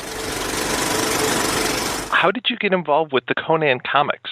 the basic thing, as I've mentioned many times before, is that Marvel's readers were writing it during this period, the late 60s and thereabouts, and asking us, imploring us, pushing us really to adapt some of the things that were then becoming popular in paperback books and the like, as opposed to just doing endless superheroes. There were a lot of people saying we should be doing, because some of those things that were popular at the time were the Tolkien books had been published only recently in America. In the 60s, the Edgar Rice Burroughs works had been brought back from obscurity and were selling very well. The Conan and then related sword and sorcery, or imitative sword and sorcery materials, and the other Robert E. Howard material of that kind was doing well as other things influenced by it, other sword and sorcery heroes, including Elric and the like. And also the Doc Savage novels. These were all things that, and related things of that sort. These were all areas where we were getting a lot of letters saying that we should look into doing those things, and we did look into them all, and over the next few years did end up doing every one of them except the Tolkien material, which they could not get. So it was really the fans writing in that led Stan to decide that we should do a sword and sorcery book of some sort, and for some reason he felt that rather than make up a character, that maybe because this is the kind of thing that the readers were asking, in this case, they weren't just after sword and sorcery. They said, why don't you do some of these characters, Conan or one of the others that's out there in the books? Why don't you do Doc Savage? Why don't you do Tarzan and John Carter of Mars, that kind of thing? So he had me write a memo to publisher Martin Goodman. Martin didn't own the company any longer, but he was still the publisher, as to why we should get a little budget to license a character, a sword and sorcery character of that type. Not necessarily Conan, it was just a sword and sorcery character, but it was a thing to license one, not to create a new one. And I wrote up a 2 or 3 page memo to that effect and forwarded it to Martin Goodman, and he really liked the reasoning behind it, that it would have an appeal to our readership, etc., because of the heroic aspects, the good-looking women, the monsters, the wizards, etc. So he okayed our going after some character and offering a small sum of money to be able to put that character into comics. Now, when it comes to Conan, I mean, Howard only wrote so many Conan stories. How beholden were you to follow his storyline as opposed to kind of creating your own stories to kind of fill in some of those gaps that were between Well, not at all, wrote? Because originally the original contract did not give us the right to adapt any Conan stories or any Robert E. Howard stories. We were to do the Conan comic, but we didn't have the right to use any of his material in terms of adapting any stories. I worked that out a little later. Once we had the contract at hand, I then worked with Glenn Lord, the agent for the estate with whom I had helped Marvel. I had arranged for Marvel to make the deal to get the rights first to adapt some non-Conan Robert E. Howard stories into Conan stories. That's what we did first with at least one of them, even though it wasn't published as early. That was the one that was done first. And then right after that, since that seemed to be working out well, I got Glenn to give us permission one at a time. We had to go to each story, any story we wanted to adapt, we had to go to him sort of on an individual basis, and to get the rights to pay a small additional sum and to then adapt that story. And that's what we did within just a few issues, but it was not in the original Conan contract at all. I know that the popularity of the Conan comic really helped lead to the Conan film. What was your involvement with the Conan film? Well, indirectly, of course, it is true that the comics had a lot to do with the movie being made at the time it was, the more so because the books were virtually out of print during that period of the late 70s and early 80s. And we were just about going to come back and print around the time the movie would come out, I think. But basically, the company, Lancer Books, that had published the Conan books, had gone into Chapter 11 bankruptcy. It had done very well with Conan, but it had other problems, I guess, and the Conan and other things that it didn't pull them out of that. So when they went under, all of a sudden, there weren't any more Conan books coming out.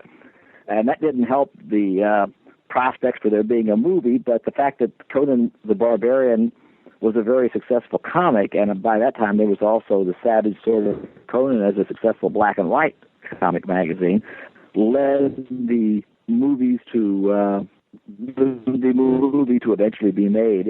Obviously, the thing really at the bottom of it all is Robert E. Howard and his character, but it is true that the movies were very much made possible at that particular time by the success of the comics. And my own involvement was I had co-written a treatment for the movie for producer Ed Pressman, the person who put together the organization that was going to do the movies. It's a little convoluted to say briefly. The basic thing is the various parties controlled various rights in Conan stories at that time. You know, one was the actual estate of Robert E. Howard that was in the hands of the literary agent Glenn Lord of Texas.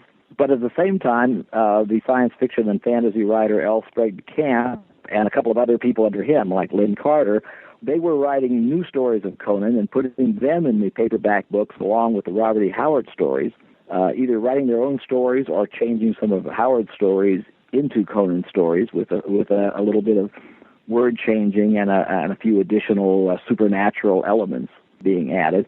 These two different factions were really not on speaking terms at the time.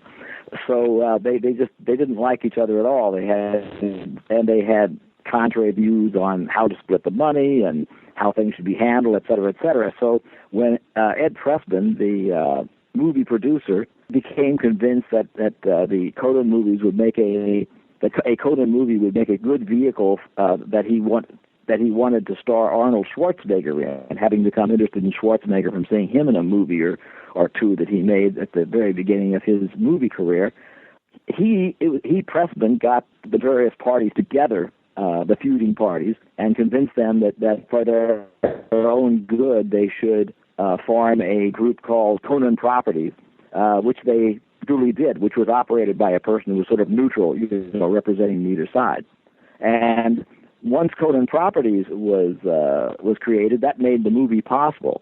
Conan Properties began to be formed when, after a phone call made actually one night from my apartment, my friend Ed Summer, who operated the Super Snipe comic book store just a few blocks away from me on the east side of Manhattan, Upper East Side of Manhattan, Ed Summer was the guy who had convinced Ed Pressman that if he was looking for a vehicle for Schwarzenegger, that Conan would be a perfect one. Pressman was totally unaware of Conan as a comic book or a series of paperbacks or anything else until Summer made him aware of that. And then Summer came to me and asked me, well, how do we get these people together? And I said, well, the first thing you ought to do is talk to, Glenn Lord, and then if that works out, maybe you can talk to others, and maybe you can get them together in some way. So I made a phone call to Glenn Lord, the literary agent down in Texas, with Ed Summer right there, and then I turned the phone over to Ed, and Ed talked to him, and just began to set in motion the various consultations and discussions that eventually led to there being Conan Properties, and Conan Properties in turn made possible the Conan movie. Ed and I at one stage, Ed Summer and I were working on an outline for the Conan movie, but that just wasn't going to happen, and eventually I was hired because of my comics experience of adapting Conan, et cetera. I was hired to be a consultant on the movie. Story consultant was the official term. And I was paid a small, 5-figure sum to give advice to John Milius when he was hired to be the writer and director of the film. And I did that just, a day or so was really all that I ended up doing. And that was the end of my involvement with the first movie. I didn't have anything in my contract that guaranteed me movie credit or screen credit, so I didn't get it.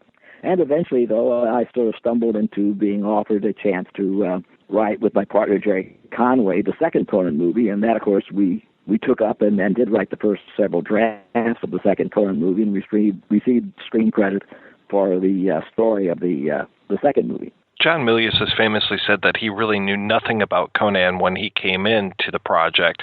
Were you kind of that guy, who taught him about Conan? At the beginning, just in a day or so, we talked, and I told him about it and so forth. But then, right after that, he began to read a few of the stories, and once he read a few of them, then he was convinced he knew enough, and then I never heard from him again. So I did get him started on it, but in the end, he educated himself about it. My own feeling is that he didn't necessarily understand Conan as well as he thought he did, or else I would have liked his movie better.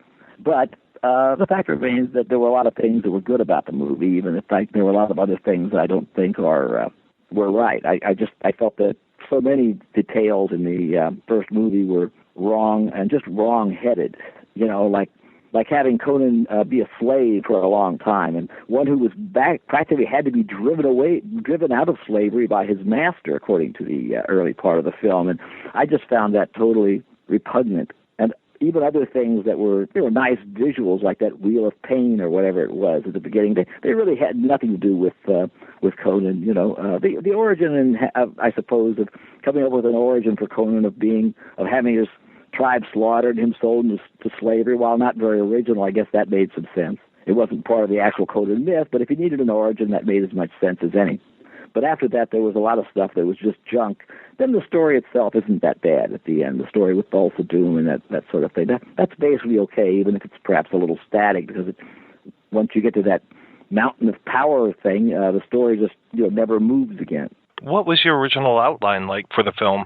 I don't remember it offhand without looking over it. It was a combination of a lot of different elements that we took from different stories. There were pieces from Rogues in the House, probably throwing the girl in the cesspool, and Conan being captured and so forth. I remember there was a great wizard. Whether it was Thulsa Doom or not, I don't remember. He was the major villain and so forth. And I don't really remember that much about it. I've got a copy of it. It was, 30, 40 pages long, I guess.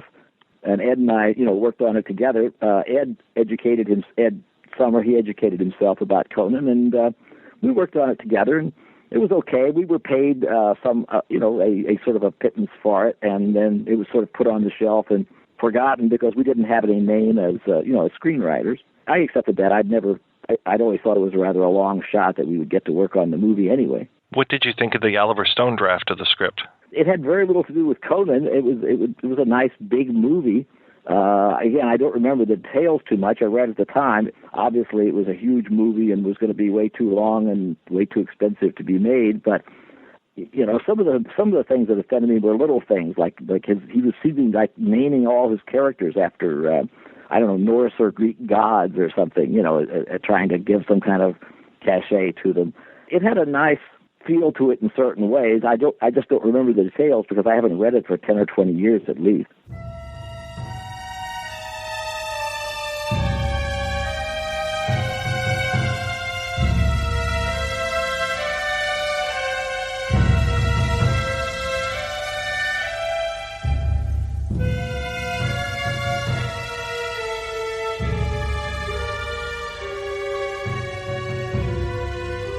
All right, before we get back into it, I want to kind of keep the ball rolling here and play back the interview with Ed Pressman, who is the executive producer of Conan the Barbarian.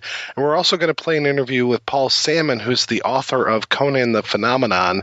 And then we'll be back after these important messages.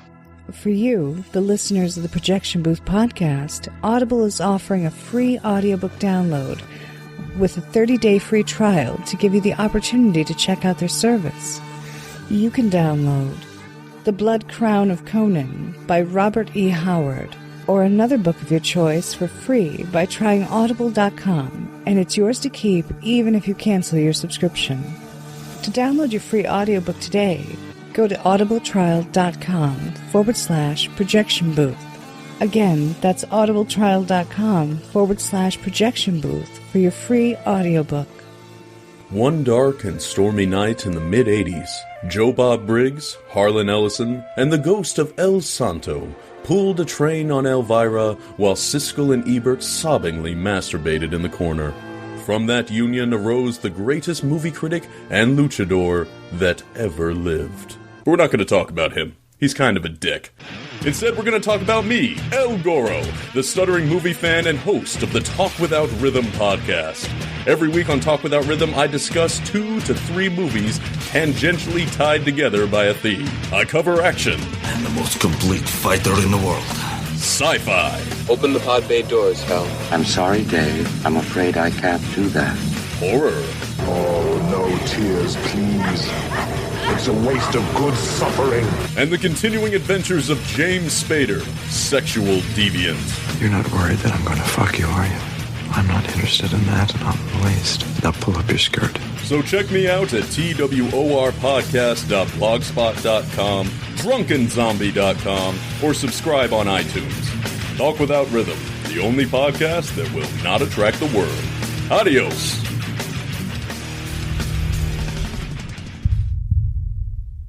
Faye Ray, Janet Lee,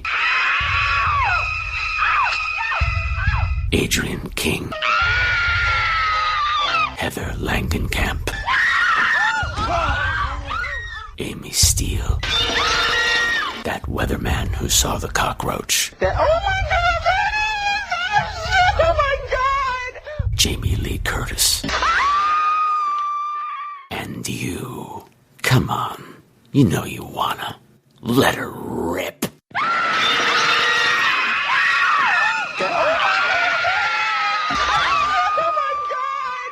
There. Now don't you feel better? You are now officially a Scream Queen. Come play with the rest of us at www.screamqueens.com. That's Queens with a Z. Or you could subscribe to us on iTunes. Either way, it's gonna be fucking fabulous. The Scream Queens Horror Podcast. It's where horror gets bent. Let me ask you a question. Are you getting enough?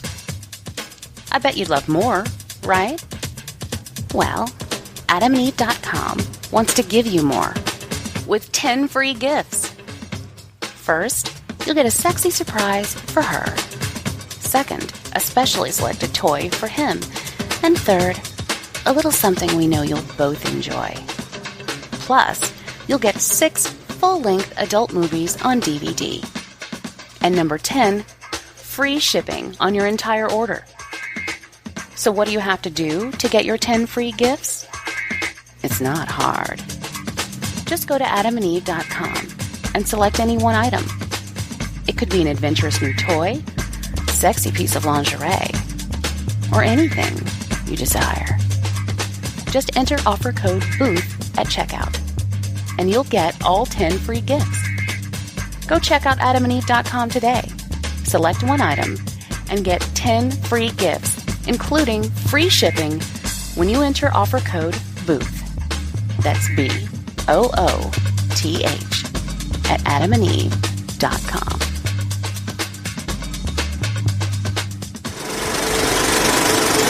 How did the project come to you?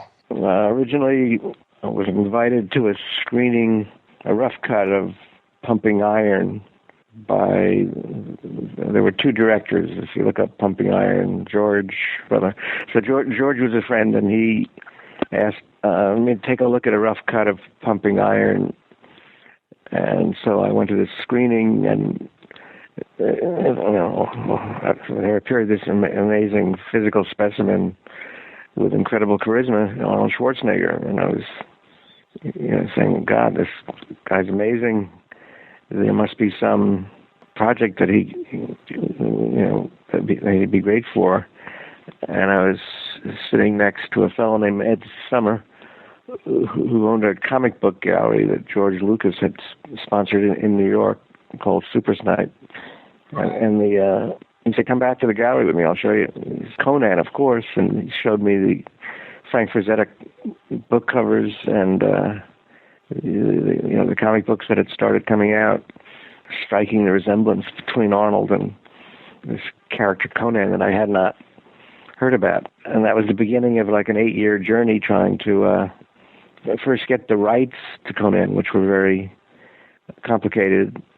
Lots of different owners of the various properties. And then, I met Arnold, and he was totally into it, but then convincing the financiers that Arnold could play a lead role in a big, American movie with an accent as he had, like I said, it was a long period that it evolved, but it finally came together. And several writers and directors and lots of permutations, but it was always Arnold was the key. And even when we walked around New York City before Conan came out, it was very clear he had a magnetism and he was a star, just hanging out on 36th Street. I heard you were kind of the peacemaker between all these parties who were owners of different rights and everything. How did you kind of convince these people that it was in their best interest to come together? Well, like I said, that's what took a lot of years of patience and convincing. I think we had a screenplay. I don't even think it was the original, but we had a screenplay that Oliver Stone wrote that was quite remarkable. It was very ambitious. It was almost like Dante's Inferno. It was very, very expansive and dark, and it was quite brilliant. And so that was I think various parties saw that we were serious about making a good movie, and then finding a director who had the standing to take it on. We met with Ridley Scott. We met with Alan Park. We met with a number of people. We even talked for a period with Ralph Bakshi. And then John Milius came into the picture, and Oliver and I were in London, having just been turned down by Ridley, very despondent because we thought he was seriously interested. Milius' agent is named Jeff Berg, and he said, go over to Dino De Laurentiis' apartment, and he's interested in doing it. And we met with Dino, and he liked John, and that deal took a while to get done, but ultimately it was through Dino that the film got financed, and it was Universal and De Laurentiis. How did you get Oliver Stone on the project? I was introduced to Oliver by his agent by getting a writing sample of a script called Platoon, which was brilliant. And so we became friends after reading Platoon, and we worked together on a feature that Oliver wrote. Platoon had not been made yet. He wrote Midnight Express and became a big screenwriter. Orion offered us and Oliver a movie to do, which turned out to be The Hand. So we worked together as a directing and producing team. All the while, he'd been working on the Conan script, which was, we went with him because of the script Platoon, which was his writing sample, which then, after The Hand, which was not a successful film, he went back to writing, and then finally got to do Salvador, and then finally got to do Platoon, which made him a major director. So it was that script that brought us together. Some of the elements of Oliver Stone's script are still there in the finished project, but how was that process of rewriting kind of handled? Did you just kind of say, John, it's yours, or what was that like? I think Oliver and John became friends ultimately, but I think the process initially was quite contentious because Oliver, had, great confidence in the work he did, and John made many changes. Quite a period of time where they were at odds, and ultimately, they became friends. What was that relationship like between Milius and Arnold Schwarzenegger? Initially, there was a lot of resistance to Arnold playing the role on the part of both Dino and John. But contractually, John had to be the director and Arnold had to be the star. So even though there was some resistance, that was part of the deal. Did you have any kind of worry about, the non-actors that were kind of being tasked for this film? No, I have great confidence in John and in the script we had, and really had the sense about Arnold that he could do anything he chose to do. He could become a senator. or governor of the state, and he thought whatever he put his mind to, he seemed to be able to accomplish. He was a very impressive fellow. What was the shooting like?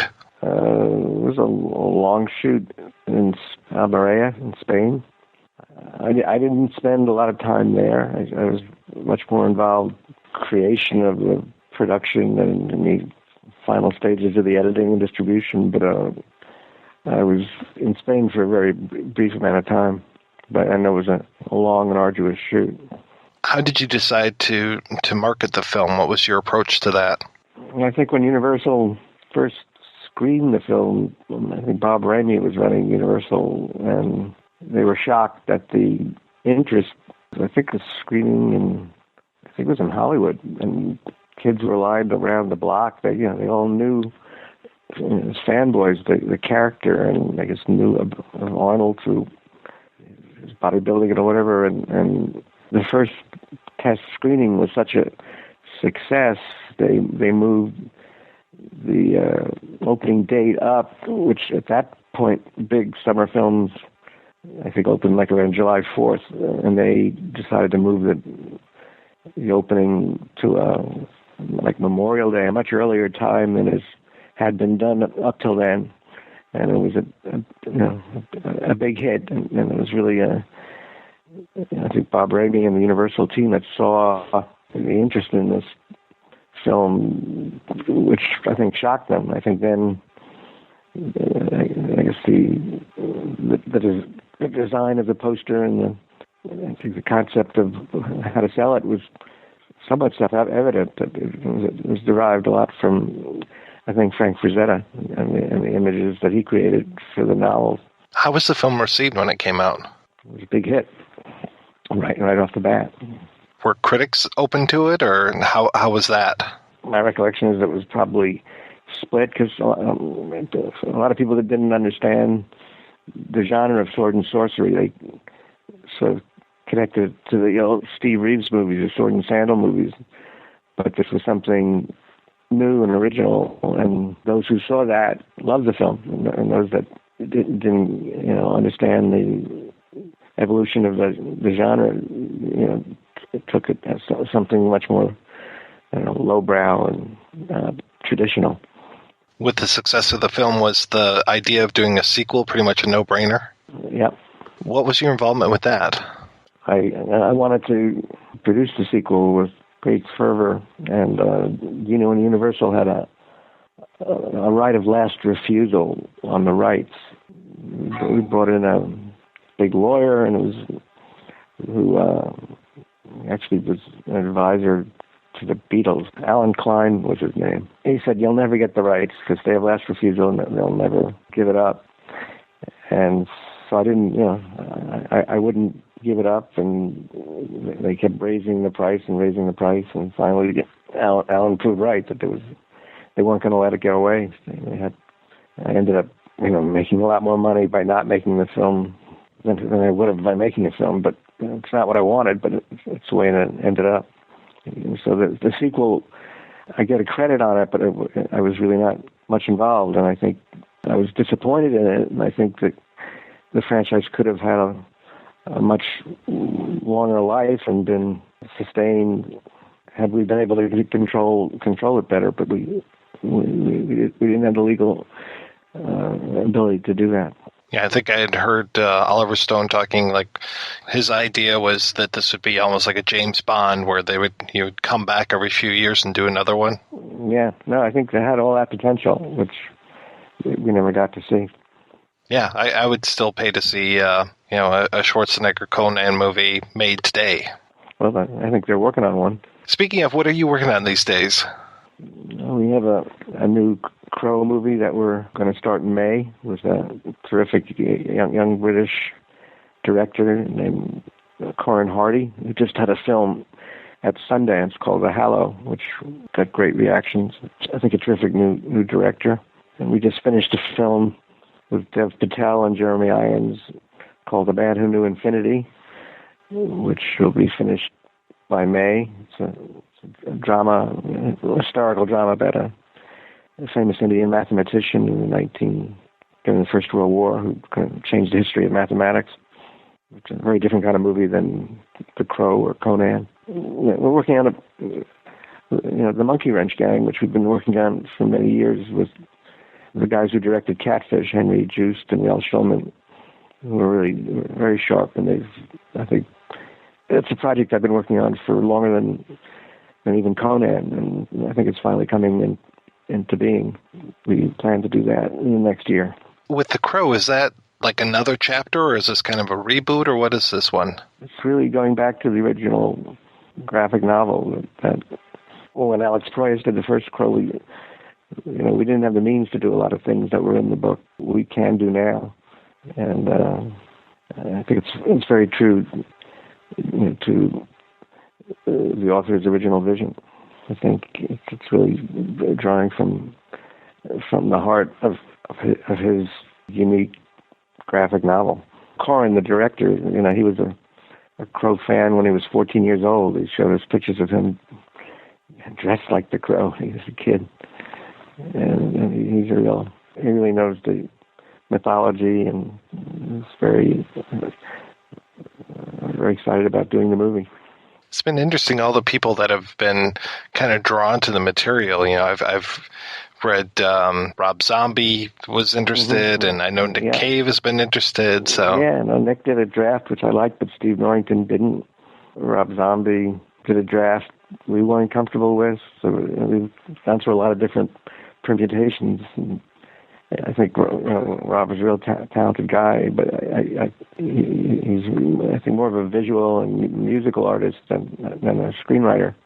At least that's what I felt at the time. Yeah, I was just commenting to a friend of mine that Heath Ledger's Joker really seems to draw a lot from that Crow performance. Yeah.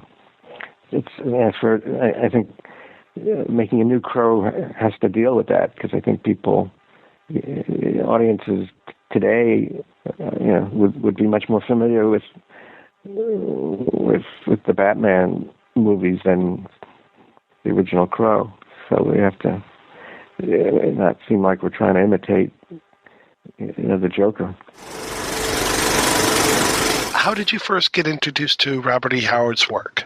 Well, I'm one of those extremely fortunate people. Long before the cliche of follow your bliss was on everyone's lips, I seem to be doing that, both personally and professionally. I grew up in unusual circumstances, in that my father both was in and then worked for the military, in his case, both the Navy and military intelligence for about 30 years. And we wound up in Asia in the 50s and the 60s, and the bases where we were, there was literally only one television station, and that was from Manila at the time. And you couldn't get that TV station because the mountains blocked the signals. So you essentially either went to the base movie theaters every night where they had free films, or you were a reader, or you had comic books, or you went to the library. I kind of did all three. And I was about 9 years old, I guess it was, and I was poking around in the library of an elementary school, and it was on a little base called Sangley Point, which no longer exists, but it was a naval air station across the harbor from Manila. And I found this book.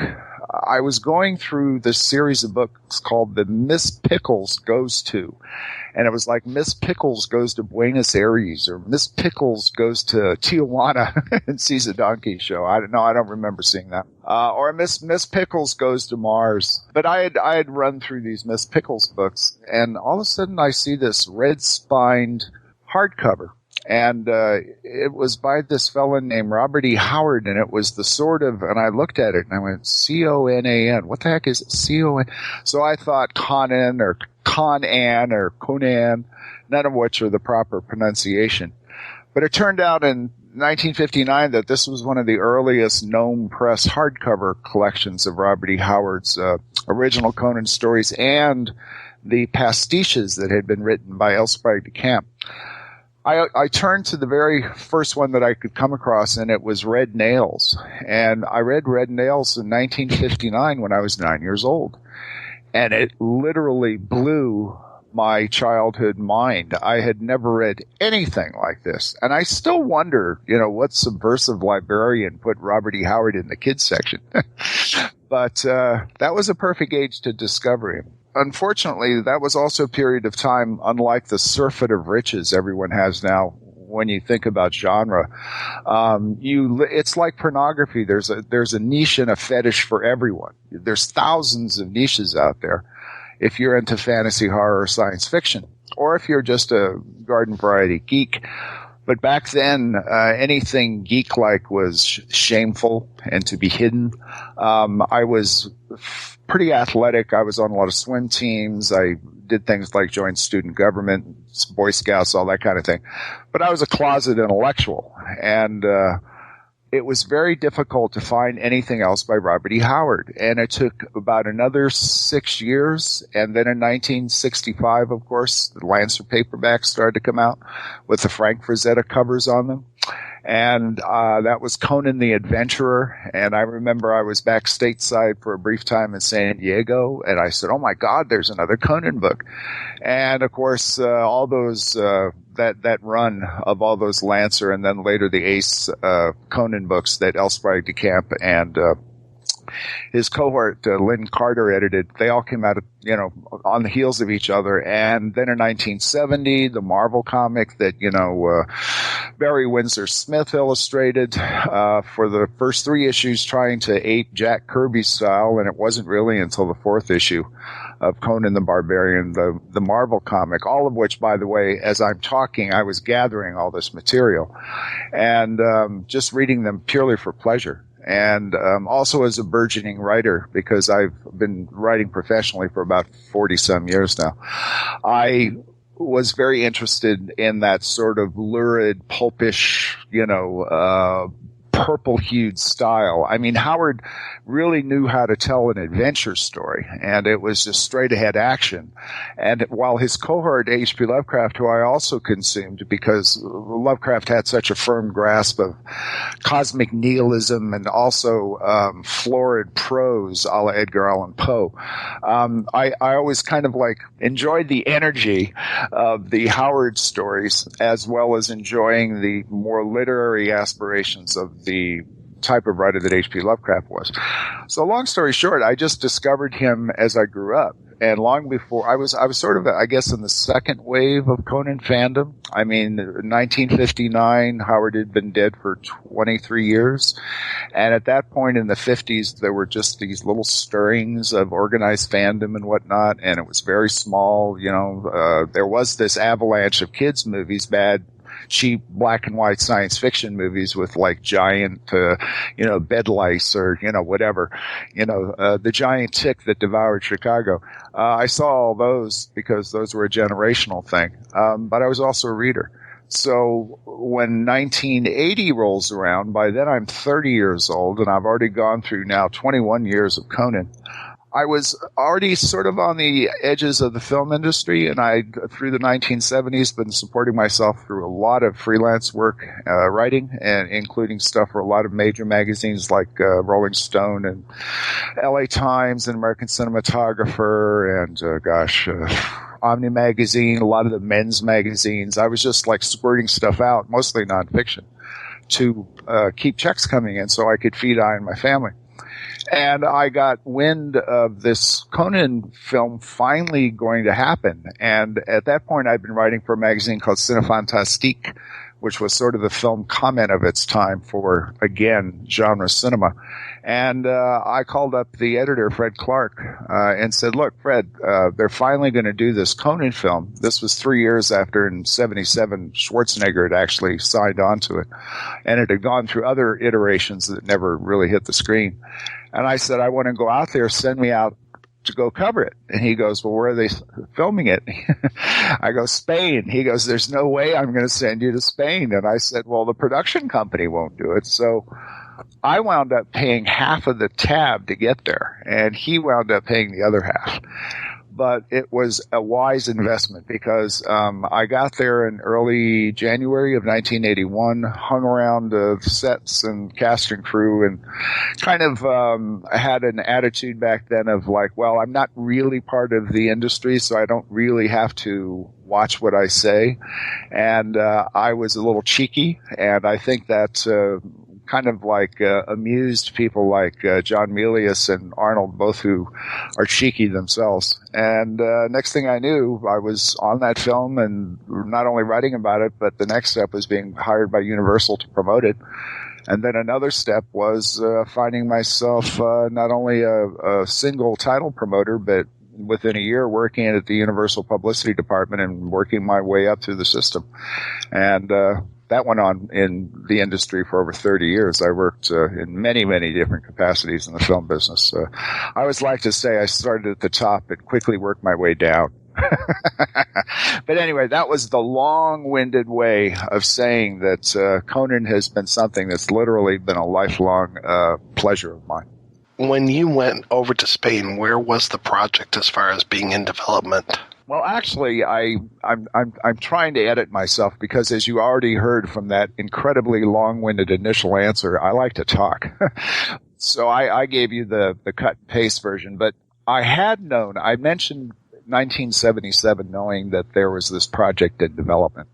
In 1970, I think it was, or possibly early 71, when I was still in college, there were I went to a private school that didn't have a film school. And simultaneous with my love of literature of all kinds, both high art and low fiction, because as Susan Sontag would famously say in her essay on Camp many years later, there really is no distinction, and there was none to my way of thinking either.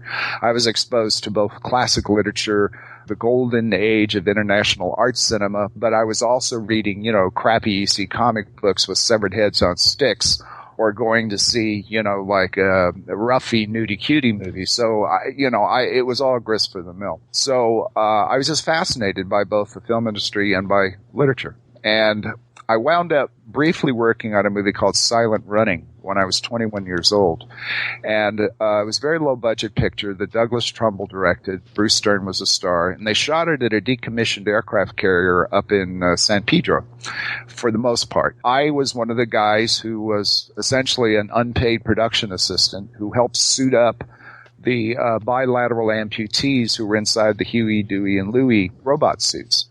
And I was on that picture for about 2 weeks, and it was the first movie I actually worked on, even though they wouldn't let me eat lunch with anybody. I wasn't even allowed to go to lunch call. I had to eat off craft services, which was a really good introduction to the harsh realities of the film business. I wasn't even worthy enough to have lunch, but I really enjoyed that, and I was always really fascinated by the dynamics of the protocols and unwritten pecking orders of what really goes on the film industry and within the varying levels of bureaucracy and creativity in making a movie. Again, not a lot of that was known back then. There was not a cottage industry as there is now of all these making of featurettes, of which I also did many. I directed over 100 of those. I had my ear to the ground, at least what was going on in the industry. And I had heard that there had been a company called Conan Properties Incorporated, CPI, which had been formed in the 1970s, late 1970s, by a consortium of people who claimed to own the rights to the Robert E. Howard character. Now, when I say claimed, I don't mean that in a disparaging way. I just mean that it was legally very murky waters. But there was a guy named Edward Pressman, who was a producer, still around. His mother, I think it was, or anyway, somehow he was associated with the Pressman Toy Company. And Ed Pressman decided he wasn't going to make movies, and he managed to pull together all these warring factions, which included the legal heirs to the rights of Robert E. Howard, L. Sprague de Camp, who had, since the early 1950s, when he had worked on the Gnome Press editions of Conan as a series editor, and then been associated with the Lancer paperbacks and many other things, Conan, and kind of almost made it his own. He was brought in, and some of the filmmaking money people were brought in as well, and they started Conan Properties. And one of the first passes was a guy named Oliver Stone, who was just making his name known in the 1970s through, horror films, really. He did Seizure and then later The Hand. But he did this script that I'd actually read a year before I got to Madrid, which was kind of, for those who are in the know of the Robert E. Howard original Conan stories, it was kind of a cross between A Witch Shall Be Born and Rogues in the House. And it was also on a massive scale. Massive. I mean, it had thousands upon thousands of mutants and armies pouring over hillsides, descending on Conan. And Conan, of course, is taking them all out, with two-fisted weaponry. But it would have been a very expensive film to produce. And that was one of the reasons it didn't work. I think another reason was that Stone and the production company, which eventually Dino De Laurentiis became involved and bought the rights to do, I think it was 3 or 4 Conan films, maybe 5, and that didn't happen. So when I got to Spain, I already had all this backstory, and I'd already actually started writing little articles for varying publications about, well, this is where this Conan movie is now. And I'd known that Arnold had been more or less associated with it formally in 77, but informally since 75 when he and Ed Pressman had lunch together here in LA.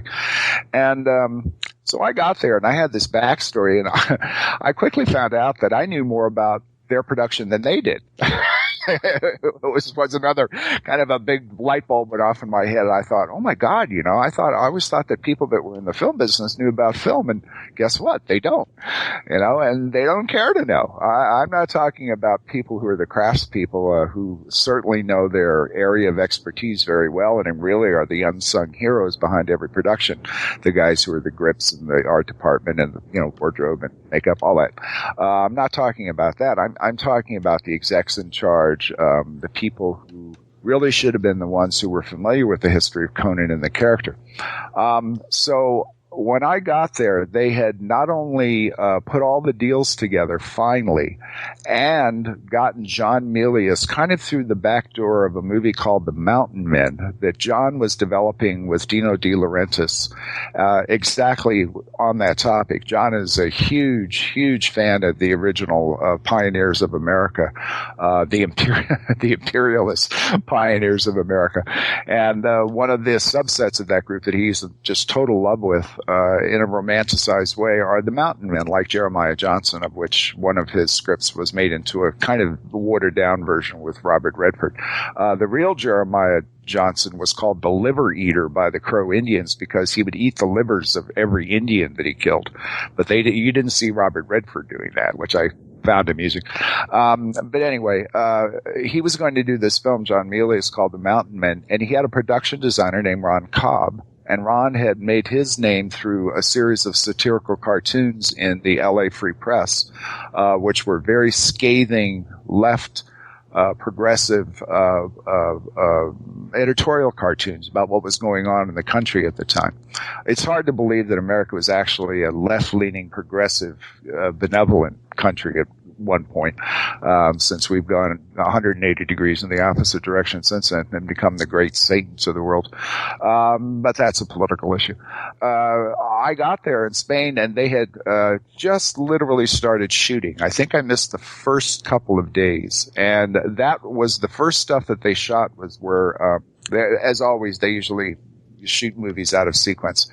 And Conan the Barbarian was no exception. There was about half of it was shot in a location outside of Madrid in this old abandoned tractor factory that Dino had bought or leased for next to nothing. And they had built all the sound stages for Conan, most of the sound stages there. And then they went down to southern Spain to Almeria, which is the area where Sergio Leone shot all of the spaghetti westerns. And the first day was when Conan is being pursued by wolves just before he goes down into the thing in the crypt where the mummified Atlantean warrior king, where he takes the Atlantean sword off of its slap, and you see him come up in the film and cut his chains, and these wolves have chased him, and he has this look, and then the next thing you see is that Conan's wearing the pelt of the wolves in the movie.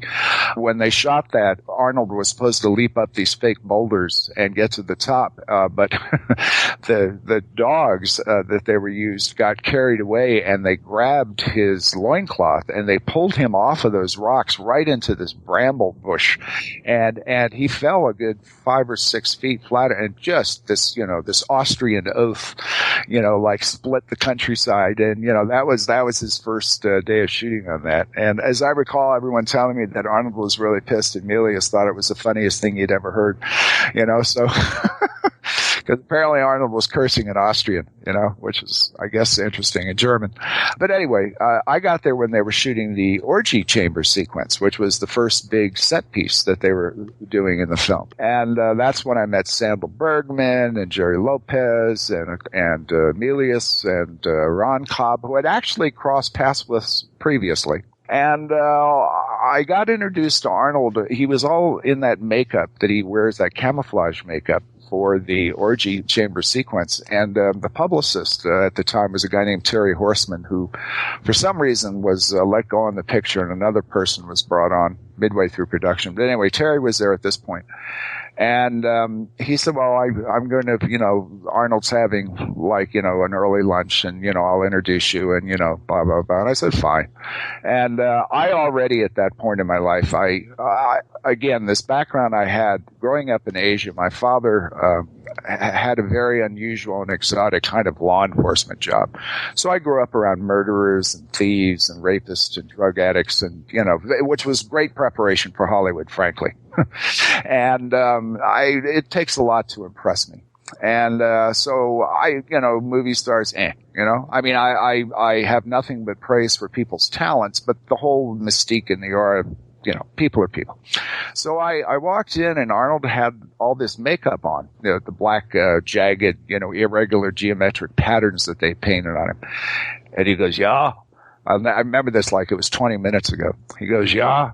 And Terry goes, oh, this is Paul Salmon. He's here from Cinefantastique, and he's also going to write, for some other magazines. He's really kind of a Conan expert. He goes, yeah, what'd you say your name was? And I go, Salmon. And he goes, oh, that sounds fishy to me. What do you think of that?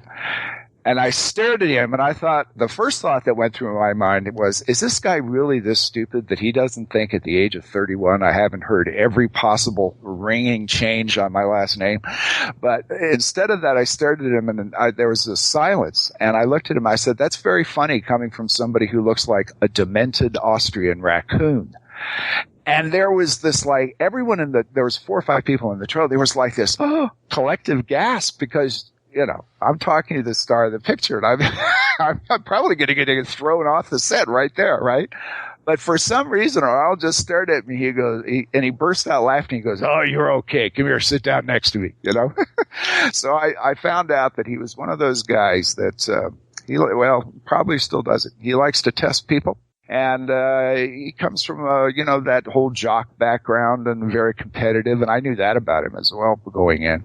So I guess he was amused, either amused or just realized that, I wasn't going to be someone that was going to fall to my knees and throw my hands up and say anything you say, Mr. Schwarzenegger.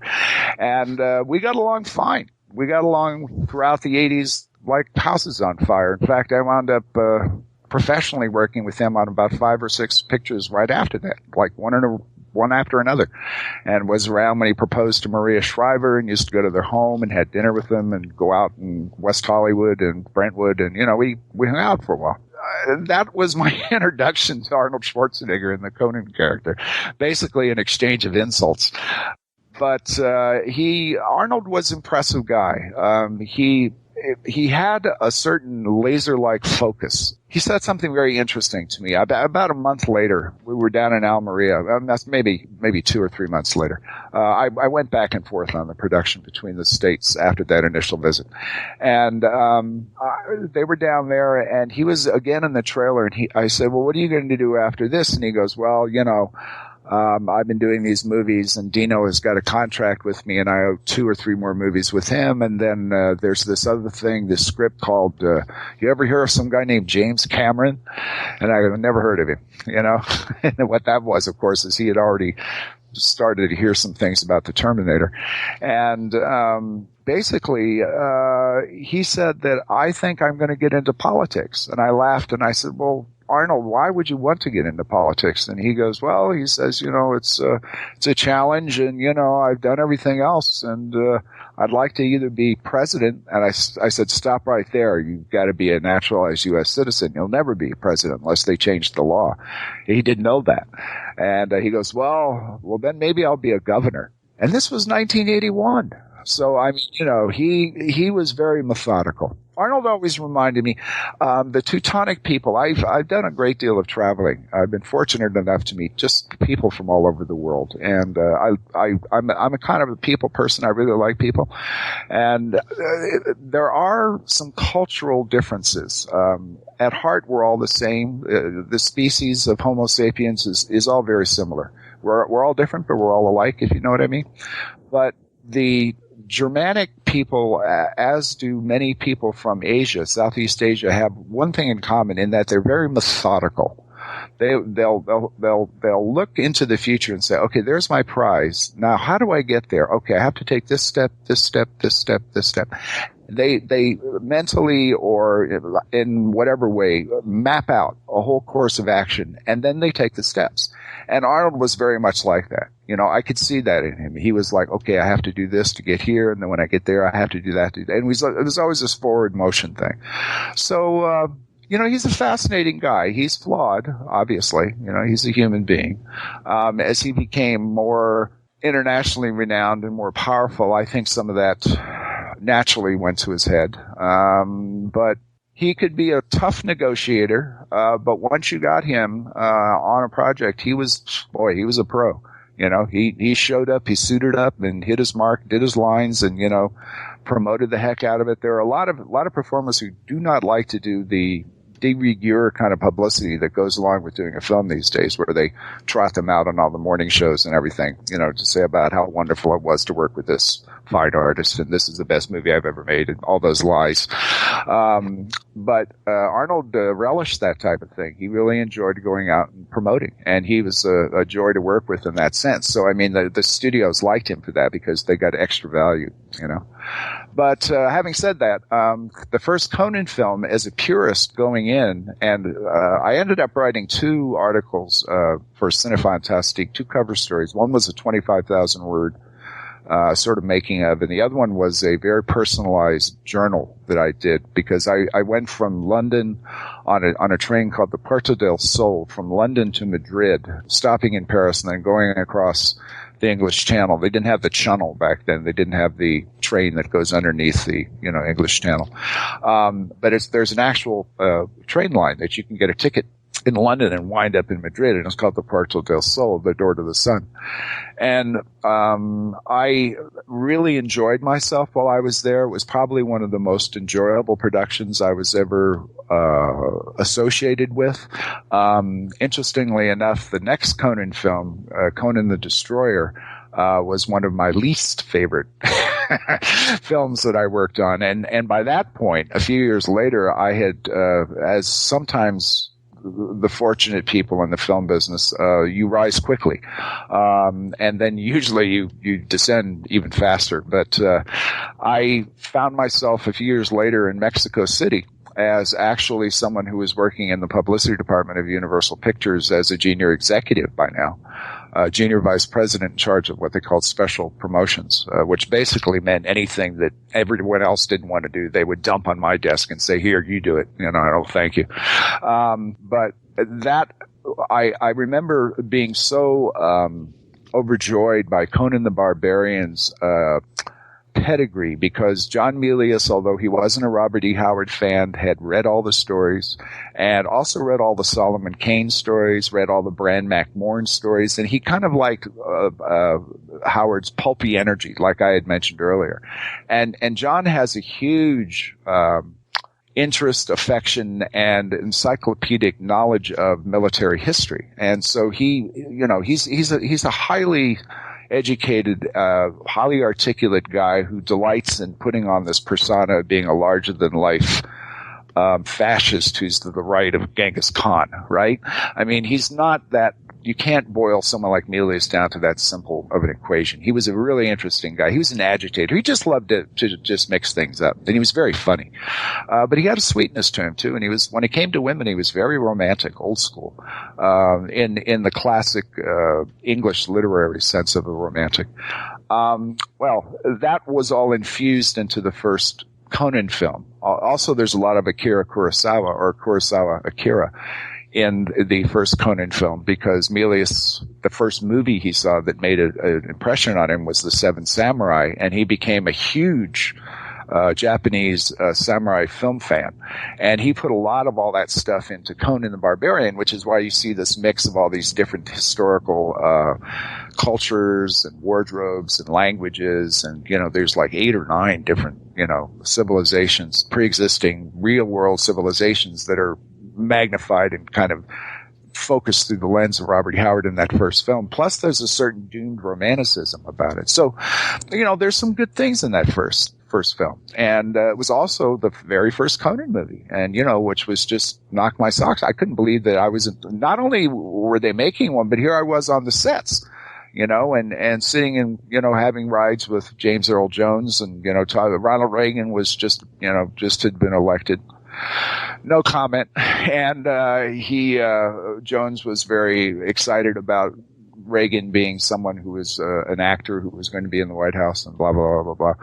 And Sandal Bergman and I became very good friends, and we are to this day. I was there when she was accidentally hit with a sword and cut her hand almost off during one of the scenes in the orgy chamber. One of the extras got carried away, and his sword went. She didn't have a guard on her own sword, and this guy was not supposed to hit her where he did, and the blade traveled down and just went in between her fingers and almost took a couple of fingers off. And it was just going out and hanging out with these people, and Ron Cobb, who was very much a Conan fan, and William Stout, who was also working in the production department at that time. Bill Stout, the guy who was the production designer a few years later, Return of the Living Dead. So all this was really good to me. But Conan the Destroyer, the script had gone through a torturous evolution. Roy Thomas and Jerry Conway from the Conan Marvel comic books had actually been the first ones to do numerous drafts of screenplays. And for varying reasons, those were not deemed worthy. And at the last minute, a fellow named Stanley Mann was brought in, who had actually written some very good scripts, but at this point was basically a script doctor. And he did a very watered-down version of the ideas that Thomas and Jerry Conway had for Conan the Destroyer. So if the first Conan film was more like Robert E. Howard and the pulp stories, the second one was more like Roy Thomas and, well, no, I won't even say that. It was more like a very comic bookish flat version of Conan, and they with bad comedy relief and beautiful production values, because Dino De Laurentiis always brought the best talent in terms of the departments he had. He would cut corners occasionally with money, and that would catch up with him. But it just wasn't there. The spark wasn't there on the second one, and it was essentially just product to me. And I had to keep biting my tongue a lot. Because I just didn't, I mean, I really liked Grace Jones. Her boyfriend at that time was Dolph Lundgren, and he hadn't gotten into the film business yet. He essentially was her bodyguard at this point, but they were also romantically involved. And I got to meet both of them, and Will Chamberlain, who turned out was a Robert E. Howard fan and had read the original pulp stories, which blew me away. Hang out with like the Irish stuntman Pat Roach, who played 3 roles in that, who played the wizard and played the Taggarath, that horrible thing, the monster in the suit, and also played the ape man that Conan fights in the Hall of Mirrors. They were all great to get to know. But really, it was a very fraught production. There was a lot of tension on that movie, the second one. The first one was like summer camp, this crazy summer camp for barbarians. It was just Looney Tunes. It was a lot of fun. But the second one was more constrained and more of a product. But having said that, I'm also a film buff, and so to sit there and be able to talk to Jack Cardiff, who is the DP on Conan the Destroyer, one of the greatest British cinematographers of all time, and to ask him what it was really like shooting the African Queen and being on location with Bogart and John Huston and all that, and then sitting with Dick Fleischer, the director, and asking him about what was it like to work with Kirk Douglas and Tony Curtis on the Vikings, or work with Charles McGraw on, The Narrow Margin, all those great film noirs that Fleischer did very early in his career, and of course, little movies like 20,000 Leagues Under the Sea. It was really funny. Fleischer was a very nice guy and a real pro. He was very much in control of his sets, but he had this low-key managerial style. And I was, of course, familiar with his father, Max Fleischer, the creator of Betty Boop, and, all those Popeye cartoons, those surreal things like the Out of the Inkwell series. And we wound up for months talking about everything but Conan the Destroyer. It was really funny, So those were marvelous experiences. They were very personalized, and I feel a great deal of affection for them. They, in essence, too, one was like reflected. The first film was my, the kind of the glamorous, seductive side of the filmmaking business where everything's cool, and the other side was kind of the darker, harsher realities of working with studios and production companies and problems and a lot of politics and that kind of thing. And also, just an example of what happens if you just don't have the script. Is there any form of entertainment that so undervalues the writer as the motion picture business, the American motion picture business? I mean, it's nonsensical. I've produced, I've directed. I had 4 shows on in Japan for years in the 80s, the late 80s, when I moved into production myself. And I've worked for major networks. I've had to deal with sponsors like Sony and Shiseido Cosmetics, and I know the game. But I'm essentially, a lover of the art form. A lover of the form. Sometimes it's art, and I'm just happy if it's entertaining anymore. But even though I obviously have a bias because I have this parallel career as a writer, it's just sensible. What house do you build without a foundation? And you don't pay the guy who lays the foundation in your home the least money of anyone on the team, or your house is going to fall down. And I know that's a simplistic analogy, but it holds true. People in this country just do not understand the value of the script. There are people who do, and many of them now are showrunners on TV. Things like Game of Thrones and, Breaking Bad, and, where everyone now says all the good stuff is on, the cable. Well, a lot of it is just listen to the dialogue. Look at those characters, hear what these really, complex, multi-stranded plots are like. And hey man, that's not coming from the cast, that's not coming from the set dresser. That's coming from the writer. It's so simple, but, I understand. It's like television and the industry are hungry monsters with ravenous, never-ending appetites, and they're kind of like black holes that you have to keep shoveling food down to keep them going. So obviously there's going to be a lot of junk food that goes down there. But I used to get into these arguments really that led nowhere when I was an executive in the studios, junior executive, and I would just be met with blank stares. And I remember the classic line. I was having lunch with someone at the Disney Studios once, who's very well placed, very highly regarded and well known person. And his assistant goes, "This is Paul." He says, "I have to warn you about him. He's different from us." And this person says, "What do you mean?" He says, "Well, he cares." And I was like young. I was still a young man, relatively. I was in my early 30s at that point. I remember this one. I just, in my head, it was like, what did he just say? And then, but as I went through, I understood exactly what he meant, because you're not supposed to care. You have to choose your battles quite well. Otherwise you just become depleted. It's like Sam Peckinpah used to say, he walked around while the jackals were still chewing on him, and I understand that all too well. It's a very, very rough business. You've got to have a hide of a rhinoceros, the soul of a warrior, and the instincts of a poet, plus a very hard-headed business sense. Otherwise you're just going to get, you're going to wind up on TMZ coming out of rehab for the 18th time, you know. So it's a harsh business, but when it works, you know, there's nothing more beautiful. You know, famously, there's the death of King Osric that was cut out of Conan the Barbarian. Do you remember other stuff that was filmed that never made it to the screen? Yeah, there were a number of things. Some of those have found their way on the special edition DVDs that have come out over the years.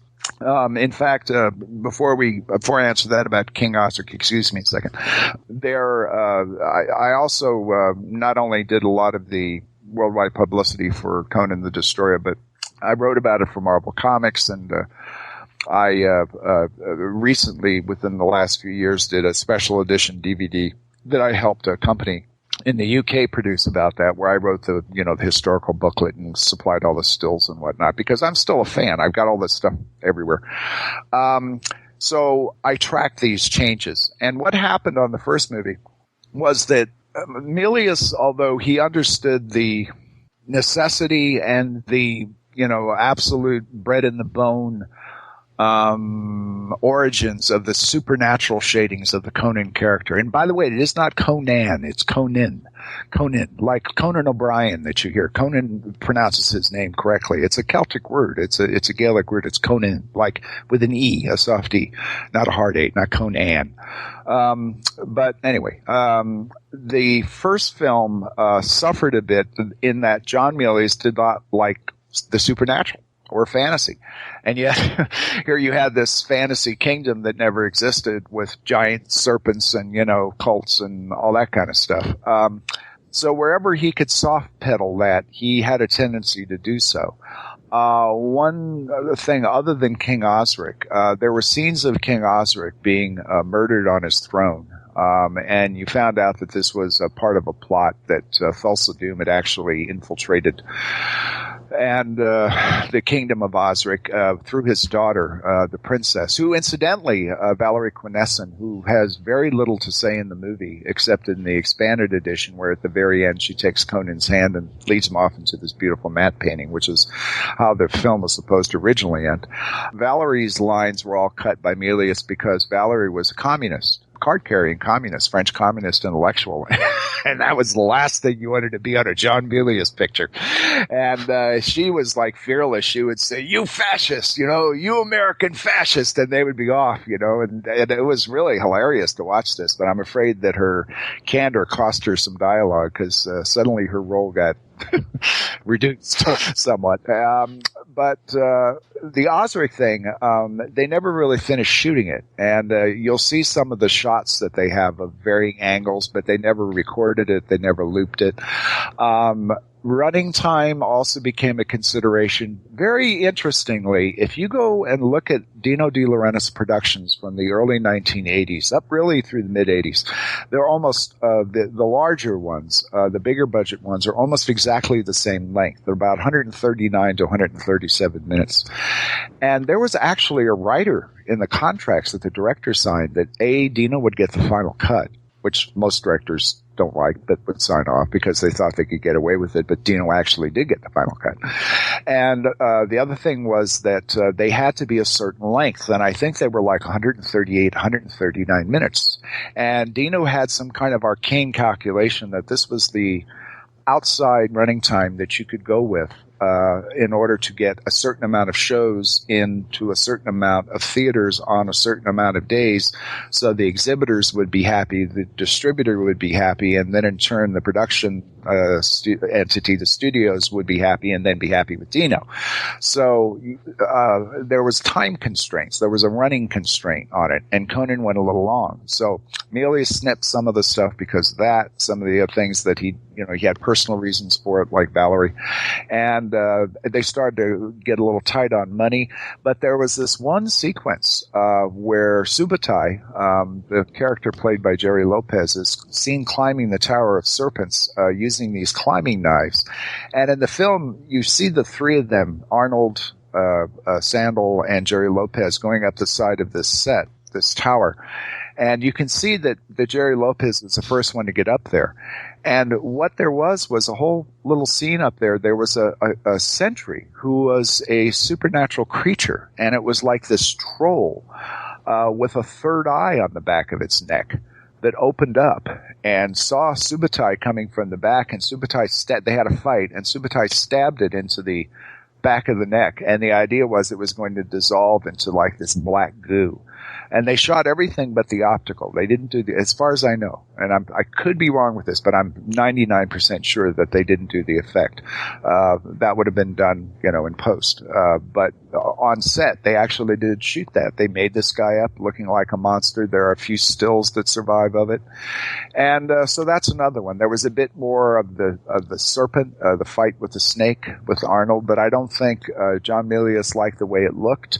Although it was odd because that snake was built by a guy named Nick Alder, who was a special effects technician and supervisor of what they call floor effects, practical effects that you use in front of the camera while you're shooting.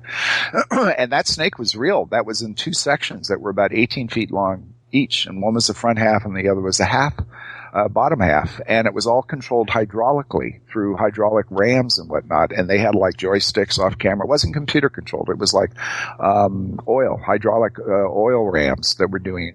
And people were riding that snake. You weren't supposed to do this because there was, of course, an insurance thing. But they're off at Spain and they're doing what they're going to do. And I actually got to ride that snake. Nikki let me ride it. You could grab onto the head before they skinned it. Before they put the skin on, there were all these metal hoops around it, and there were like a kind of an aluminum spine that went down the center of it, and then all of the hydraulic cables went. But you could hold on, and there was a little like makeshift saddle. And he said, "Do you want to ride the snake?" And I said, "Sure." And it was in their little warehouse that they had for their shop, and I got on it, and there was this god awful like that, and the next thing I know, this thing was just picking me up the head, and I was right behind the head, and I almost bumped my head on the top of the rafters. I was about 15 feet off the ground. It was the coolest thing. And I was saying, don't get over, I said, okay, I'm really enjoying this. Don't get over enthusiastic down there, watch what you're doing. And he's laughing because, we were all like the little kids, doing what you weren't supposed to do while the principal wasn't around. So, there were some of that was cut. The beast with three eyes was cut.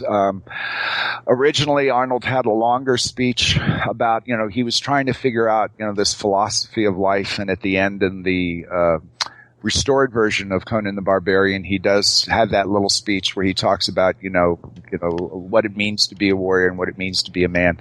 And interestingly enough, the thing about the riddle of steel is never addressed in the film. It's brought up by William Smith, who incidentally is doing a Jack Palance imitation. Milius wanted Jack Palance, and he couldn't get him, and so he directed William Smith as Jack Palance. And if you look and you listen, he's doing Jack Palance, and it's intentional, which I always thought was a hoot.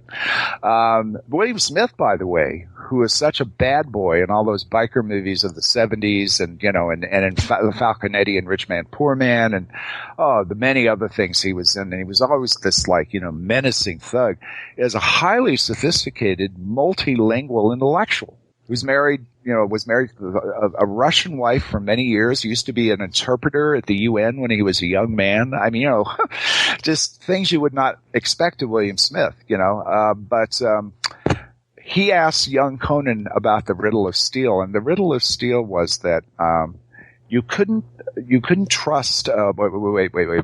It was not the sword that you trusted, because he says this you can trust. You can't trust man. You can't trust beast. This you can trust.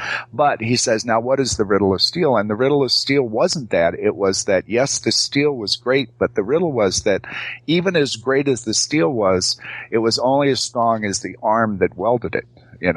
Wielded it. And so basically it was this conundrum. It was a paradox. You had this weapon, the way of protecting yourself, and the warrior's way is very powerful, but it's only as powerful as the warrior himself. And that's what it basically got down to. And there was some dialogue later down in the film where Conan figured this out. But they just kind of set it up and then they just dropped it, so interesting. So there were a bunch of little things, but I would say really the only major thing was the whole thing with the beast with three eyes. Although also Conan was supposed to originally, when he's a slave and a pit fighter, in the film as it is now, his master gets drunk and just lets him go. Well, originally there was an earthquake and Conan was put into this cage that was like in the side of a cliff, and an earthquake breaks the cage and lets him free. And they had that set, but they never got around to shooting the quake. So I think money, again, or scheduling, and they did something very quick, which is basically, okay, let's rewrite this, and, the slave master will get drunk and just let him free. So they saved a lot of money right there, I guess, on effects. But, stuff like that. I've seen some stills of it almost looks like Samuel Bergman as a pit fighter as well. Do you know anything about that? Absolutely. In fact, yes, you're absolutely correct. There was a sequence where they inadvertently cross paths. She is also a pit fighter, and but they don't fight each other. He's coming out of the pit and she's going in. And so they're like, it's next match, right? And so it's like, oh, this is, foreordained, they're destined to meet down the line, and they don't recognize each other years later, but the audience was supposed to. Also, Conan, and there was a scene where he, Milius had an assistant named Sorallo, who was a martial artist and also what was she? She was ballet, a boxer. She's a beautiful, tall, exotic, dark-haired young woman, quite intelligent, multilingual. But she got to play a female pit fighter that Arnold hacked her head off and then held the head up. And everyone was like, hey, and there are stills of that. But they kind of cut around that. You don't really see that it's a woman he's, cutting up. I guess someone somewhere in the previews or, one of the executives said, oh my God, Arnold Schwarzenegger just cut off a woman's head, But also Milius. Now see, it's all coming back. On the raid in the Sumerian village at the beginning, there was a quick shot. Filmmakers do it, but they don't do it as much anymore because they don't have to, because certain standards have loosened. But there was actually a shot that Milius purposely put in of a baby being skewered on the end of a lance on a pole when the Sumerian village of Conan's boyhood is being overrun by Thulsa Doom and his hordes, and this baby's on the end of the spear, like flapping around all over the place. And Milius thought it was hilarious, and everyone's saying, "John, you'll never get that in." And he said, "Of course I won't." He says, "But they'll cut that, and they won't notice all this other stuff I'm trying to get in." And so that was a dodge. He would shoot things like purposefully over the top, just so that they'd say, "Oh, you got to take that out," and he would say, "No, I'm not going to," and he'd pretend to fight, knowing full well when he shot it he was going to take it out. Finally, one last thing I remembered.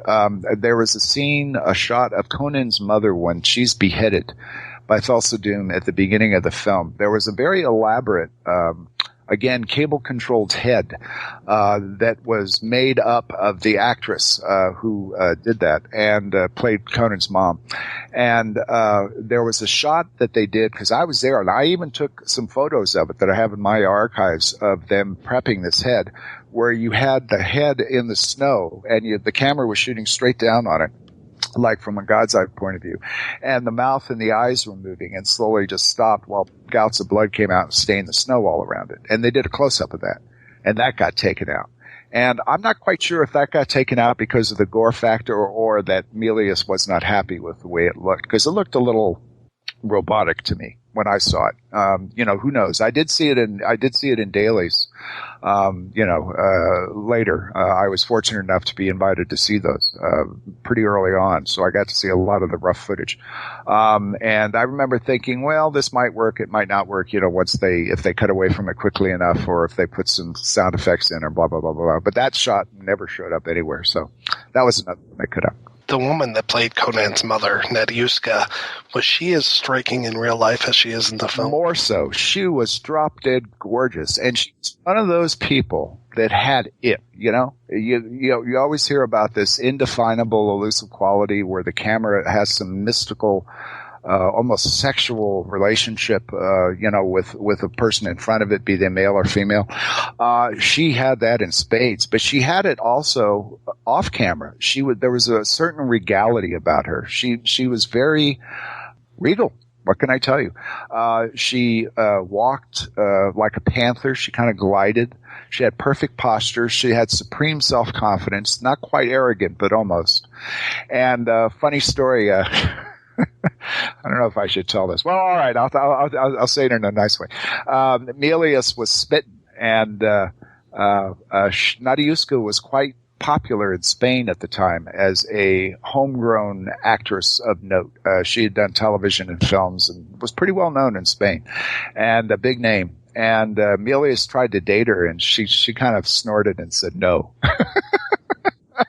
And that's very funny, and I just always, so you always hear about, like, directors dating their leading ladies, and well, here's one that didn't really work out. But I remember, I remember that everyone was taken with her. I found her very, very, very sweet, and boy, tough as nails. She had been through it, and I remember briefly talking to her about her career, and she had that knowing, I've seen it all and been there, and here I am still standing, and that kind of thing.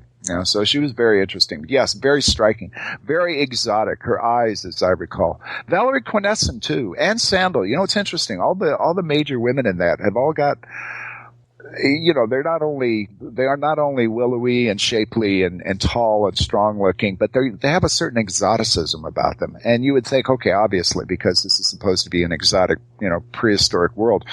But there was something about the eyes of all of the female actors in that movie that I remember just being just transfixed with all of them. I would sit and I'd just chat, and I'd always drift to their eyes because they were all just beautiful. I mean, Sandal has these big, dark eyes, and Valerie Quinescent had these almost purple eyes, and bluish purple, and Cassandra Gaviola, had this Asian, almond shape, and Nadiuska had kind of a greenish cat's eyes, and it was just. I still remember that to this day. It was really an interesting assemblage of performers on that picture. I've got one more question about weird stills that I've seen out on the internet. I've seen pictures of Arnold with these almost like Cro-Magnon creatures. Yeah. They're actually in the film. You just don't get a chance to see them. Yeah, they're the guys. When they make the raid on the orgy chamber to kidnap the princess, when everyone's lying around drugged and it looks like a Frazetta painting with the half-naked slave girls, which I forgot to tell you is the very first shot that I saw. I remember walking in and saying, "Oh, Salmon, what good timing, good time."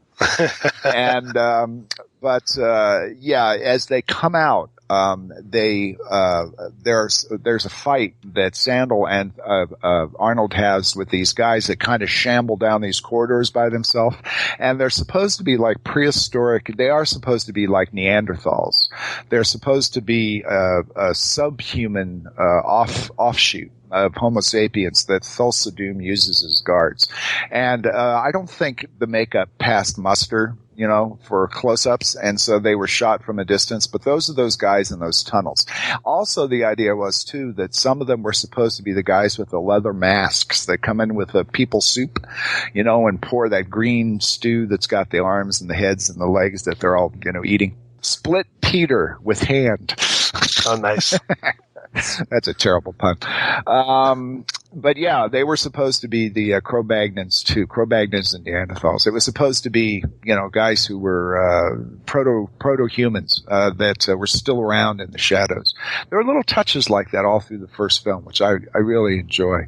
My biggest problem with the first Conan film is that it starts strong when it narratively kind of slackens in the second act, and this is just me, and then it picks up again in the third act. But you have to remember, we're talking right around the same time as the Raiders of the Lost Ark and just a few years after Star Wars. So this was all virgin territory in terms of, mainstream big-budget commercial filmmaking. And for a little kid like me, who at 9 had discovered this character, to actually be a part of this was just, a vision beyond imagining. It was just so amazing to me. And I remember coming back. I was actually hired towards right after the end of Principal Photography by Universal to start to promote this film. Oh, here's a good story.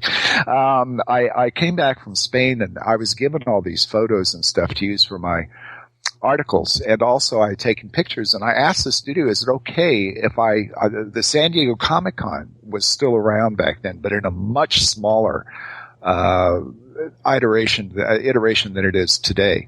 And I've been involved with Comic-Con since its origins. I know the people who started it. I was living in San Diego at the time, and I was one of its earliest guests, frankly. And I used to bring down movies from the studios all the time. And I said, well, maybe I could do a little talk on Conan to kind of jumpstart this. And the studio said, fine, but they had not cleared it with the De Laurentiis people.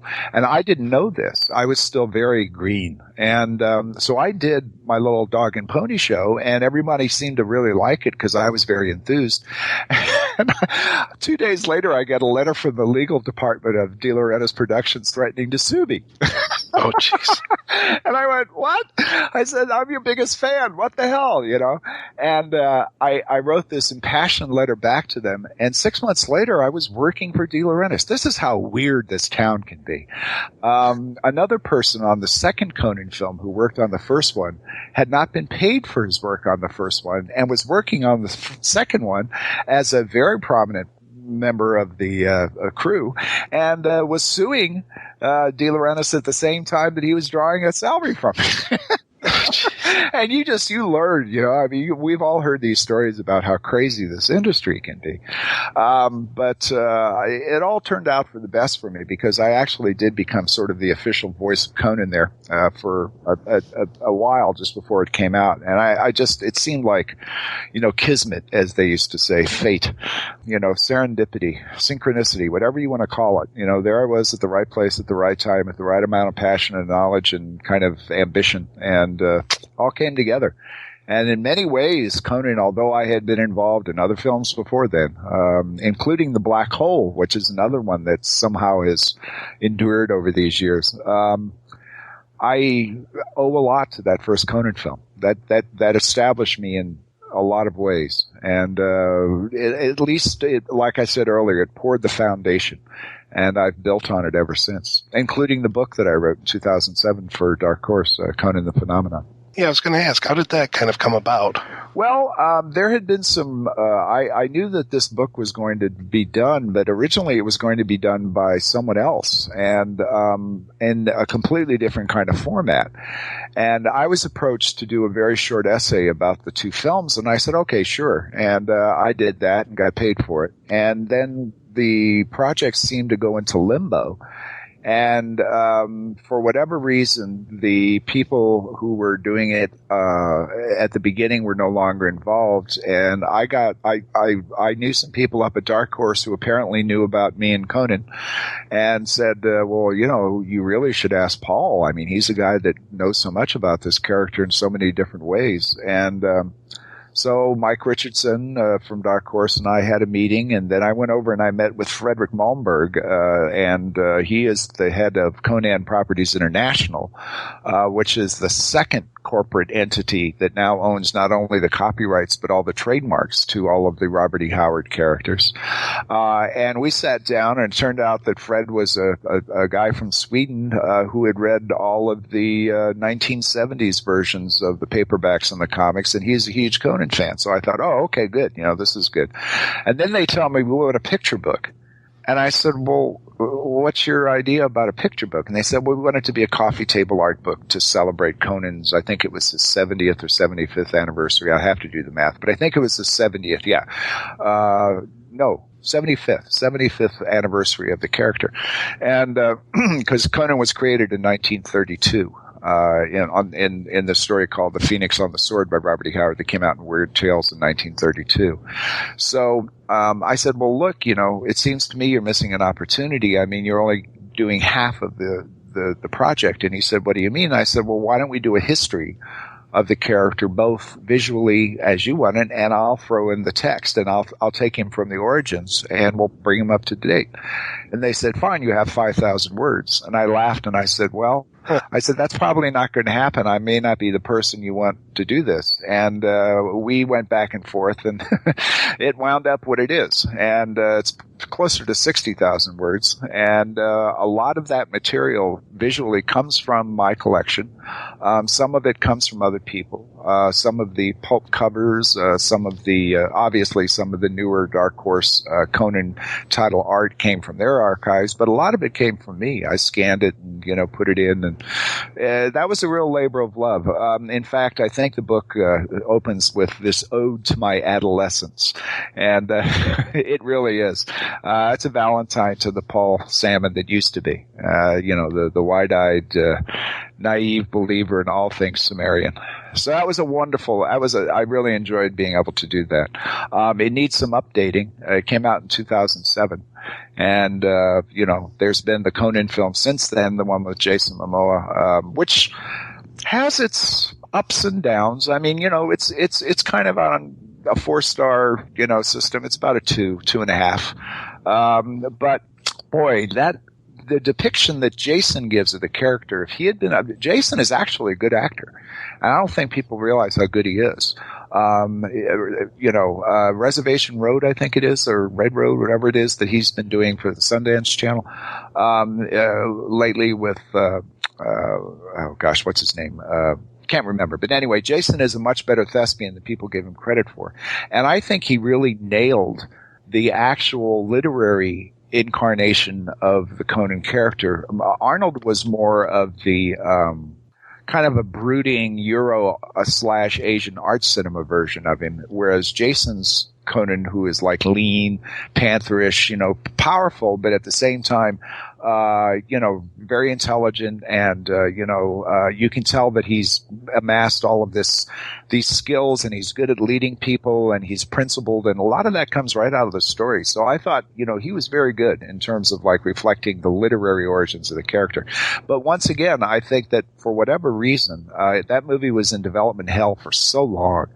In the 90s, it was going to be, again, Milius was going to return to the writer and director's chair. It was going to be called Conan, Crown of Iron.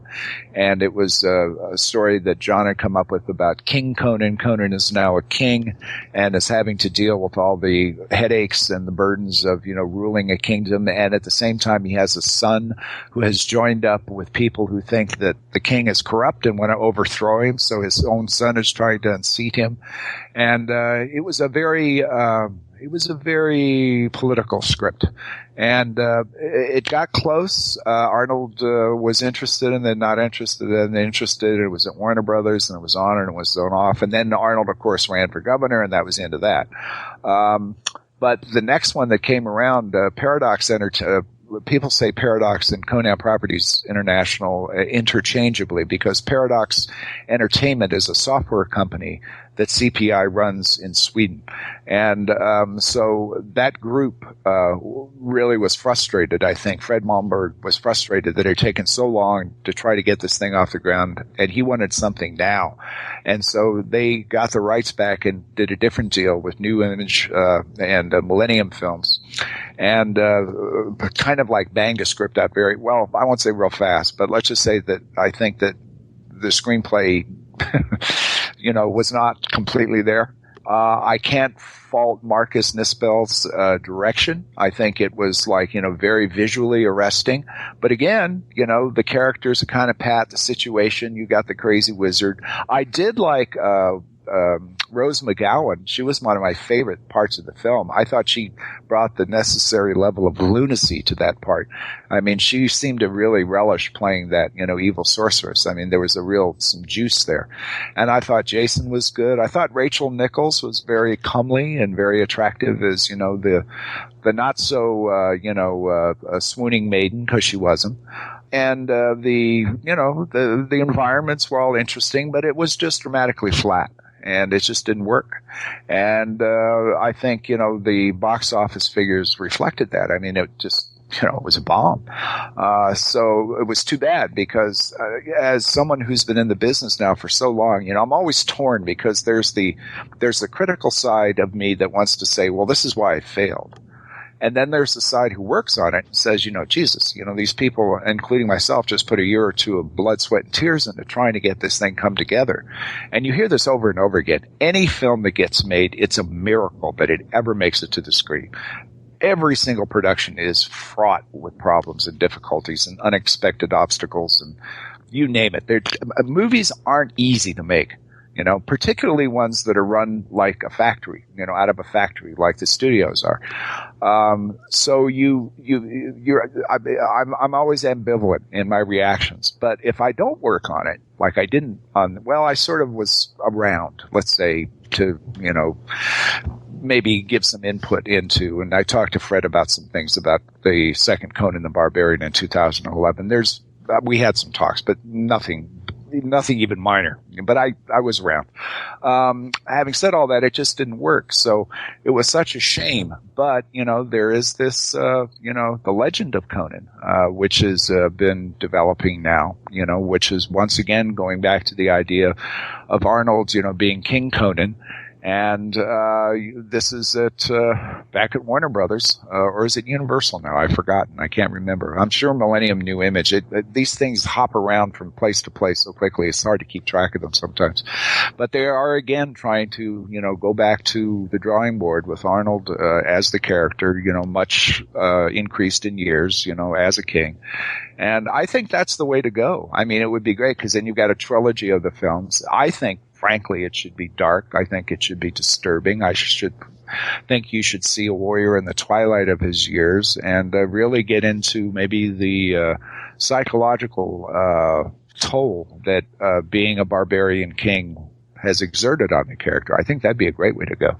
But, who knows? I know that they keep saying they're going to start and then it doesn't, but, that's typical for Hollywood. You really never know when that green light's going to flash. No one does.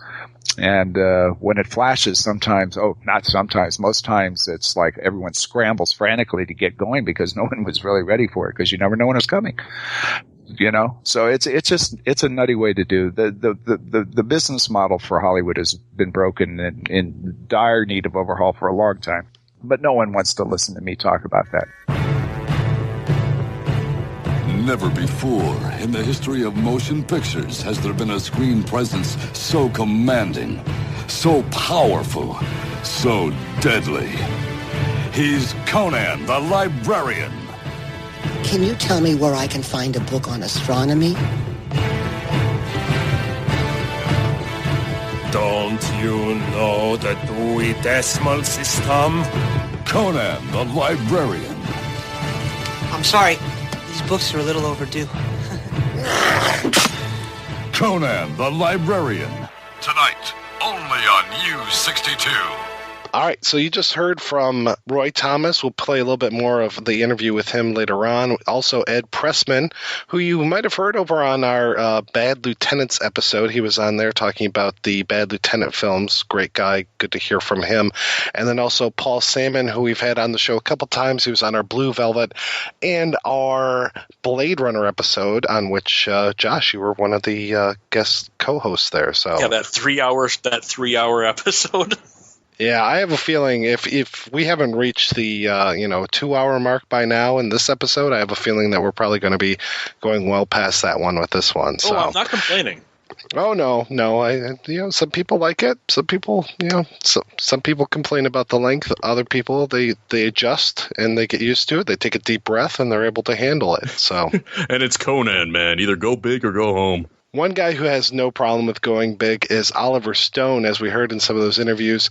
He was the guy who wrote the first script for the Conan film, and he definitely was going big. He was very much of the idea of let's go ahead and create this franchise and almost make it like a James Bond, where we're coming back to Conan every couple of years, and he went for broke in his first script.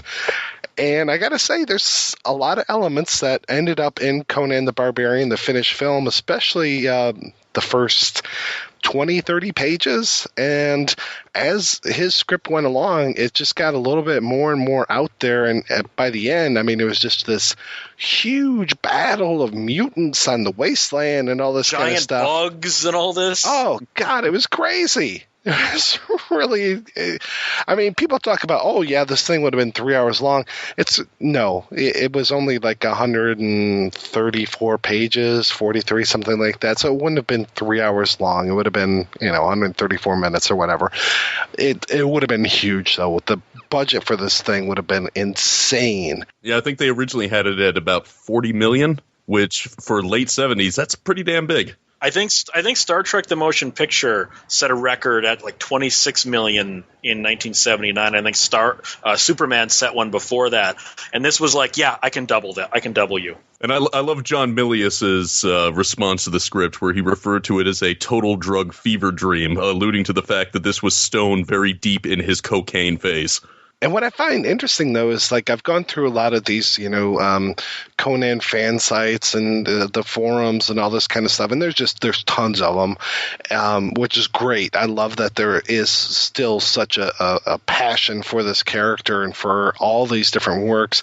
And there's one guy who's going through and just like comparing what stories kind of inspired Stone, but then also what comics inspired him as well. And there were so many things from the Roy Thomas comic books where it's just like, okay, so he was taking everything that came before. He was taking the Howard, he was taking the DeCamp, but he was also taking the Thomas and kind of weaving it all into what he was doing. And even given it at one point, there's like, I don't want to say a throwaway, but there's a little scene in there where we find something from like present day in the script, and so you go, oh well, this is Conan is actually like a warrior of the wasteland. This is a post-apocalyptic thing. This isn't this lost Hyberian age that we have, that we talk about, when Atlantis was still around and everything. This is distant future that Conan is in, so it gives it this kind of interesting spin to it. But again, yeah, it would have just been insanity to try to film this thing, and the special effects just I don't know, unless you put guys in goofy suits, and I don't think that would have necessarily have worked. Yeah, and it's one thing that I really appreciate with Milius's take on this, because, he came in afterwards, he took the Stone script and did his own pass at it, and as you said, incorporated a lot of elements, at least in the beginning. But one thing I think he did that works in the movie's benefit is just scaling everything down and bringing it into a much more savage prehistoric time. And as a result, the story is incredibly more focused and allows you to explore some more interesting thematics than what was present in the Stone script. I like that Milius fully admitted when he came onto the project that he didn't know anything about Conan. And that almost would have been the best person to take this on, because you've got Milius, who is this, for better or worse, this guy's a consummate artist. I mean, he's just amazing. We've talked about him on the show before. We had a whole episode about the Milius documentary that came out last year. I mean, amazing guy. He's so talented, and that his name isn't out there with like Coppola, Spielberg, these guys who were his contemporaries, Lucas. It's kind of a shame, but he's like the older brother in this whole thing, and he's the one who was playing with the dangerous toys while these guys were still in the sandbox kind of stuff, and he's out there braces that machismo and everything. So he's kind of the perfect guy to come into this Conan world and get himself educated about this and then do what needs to be done. I mean, and talk about an amazing storyteller, brings so much stuff to this that I think he was the man for the job. Oh, yeah. I mean, if you compare how Stone wrote the original opening scenes between Conan and his father, and then the pass that Milius did on it, just fleshing it out and adding so much poetry to the discussion of the riddle of steel and what it means to embrace the sword. He is absolutely incredible at stuff like that. And I think that's one of the reasons this film lasts and endures like it does, despite some of its detractors, is because of the poetry and the skill of Milius. If they had made Oliver Stone's script, it would have been like if Jodorowsky had got to make his Dune. It probably would have been a fantastic movie, but Jodorowsky's Dune wouldn't have been Dune. I think Stone's Conan, it wouldn't have been Conan, but it would have been probably a fantastic film. John Milius did have the foresight to kind of scale that back, But at the same time, I mean, Mike, on Radiodrome, you and I did a whole Dirty Harry retrospective. I can't help but see John Milius coming from the first Dirty Harry movies into this. He kind of brought that sensibility. Because you tell me you can't see a little bit of Dirty Harry Callahan in Milius's version of Conan. Oh, yeah, that whole idea of what is right and what is wrong. And, yeah, no, he imbues everything that he does with his touch. And as long as you like it, you're in for a treat. And he does it so well in this. When we heard the Ed Pressman interview, he was saying that the biggest thing when it came to this film was that Schwarzenegger was the guy. There would be no Conan film without Arnold Schwarzenegger. He was part of the package.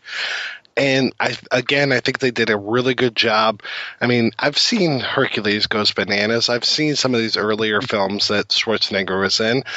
I think they did a really good job to cut down the dialogue. And, Josh, you were saying before we even started recording, you were amazed at just how little dialogue there is in this film. And I think, well, that works for two reasons. One, it allows Milius to tell a story without words. I mean, Milius is a classic filmmaker, and he knows, Sergio Leone could tell an entire film with probably just a handful of words. There wasn't a lot of stuff going on, and like Fistful of Dollars and a few dollars more. Less is more when it comes to that. But he is a poet when it comes to it. So having just these little moments of poetry, having the Mako voiceover, which I know was originally supposed to be a Conan voiceover, but using what you got and knowing what you got. I mean, Mako's voice is freaking amazing. And Arnold, at the time, people were still just afraid that this guy's accent was going to be too thick to understand or was just going to be too funny for our American ears. And the funniest story about that is how Dino De Laurentiis, who is barely intelligible when he's speaking English, thought nobody can understand him.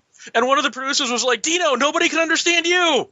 And from the Milius documentary, there was another anecdote because De Laurentiis didn't want Arnie, and Milius was definitely backing him. So he says like, "No, Arnold Schwarzenegger, you pick anybody else." So apparently Milius just looks at him and just says, "Dustin Hoffman, get the fuck out of my office." But it's interesting, the other people that were considered for the role. I mean, I've heard Charles Bronson was considered, Sylvester Stallone, William Smith, who would go on to play Conan's father in the film.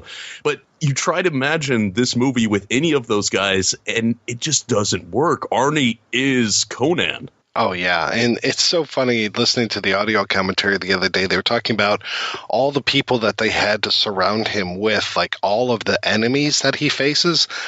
They all had to be like 6'4" and above. I mean, Arnold is a monstrous human being, and to pit him against any quote-unquote normal-sized person is just going to look ridiculous. So everybody that he has to face off against in the film has to be a giant or bigger. It's just like, where can we find these people that are just 6'5" and above to surround him with? I mean, we're going to see that a lot more when it comes to Conan the Destroyer, where we're just like, okay, look in the phone book, where who do we know that's 7'5"? Yeah.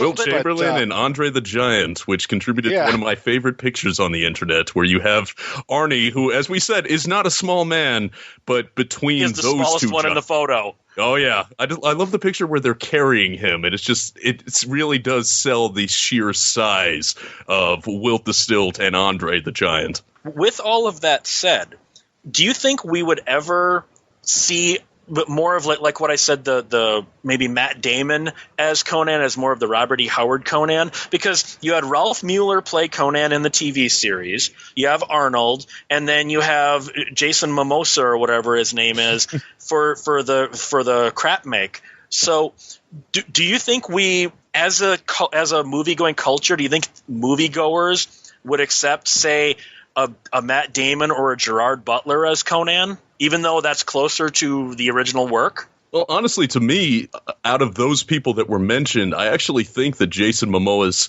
physicality is closer in line to what was established in the Howard stories. Just the way he moved and some of that musculature. He's not as big as Arnie. He's not as big as Ralph Mueller. So to me, I think that was a step in the right direction, at least for making something that was closer to the original text. But I honestly don't think you will see anybody much more slimmer than him. No, I don't think so either. I don't think that people, just like people wouldn't accept Arnold's accent, people wouldn't accept a smaller barbarian. Which is actually kind of funny because this was Arnie at kind of the smallest during his heyday, you know, his bodybuilding prime, because he had to drop about 30 pounds of mass just to meet De Laurentiis' demands for a slightly more athletic looking guy. So, you know, I think he dropped down from 240 down to 210 or something like that. And you compare it to how he looks in Conan the Barbarian to even before when he was in Pumping Iron or afterwards when he would do Conan the Destroyer. This is a relatively slimmed down Arnie. But then that said, look at how most of the ripoffs would have someone like Miles O'Keefe or Mark Singer, who were very slimmed down actors. Do you think that was a conscious thing that for the ripoffs they went with smaller actors, or just they got who they got at that point? I think part of it was whoever they could get, because in the wake of Conan, you still had them reaching out to bodybuilders. I mean, there was the Barbarians with the Barbarian Brothers.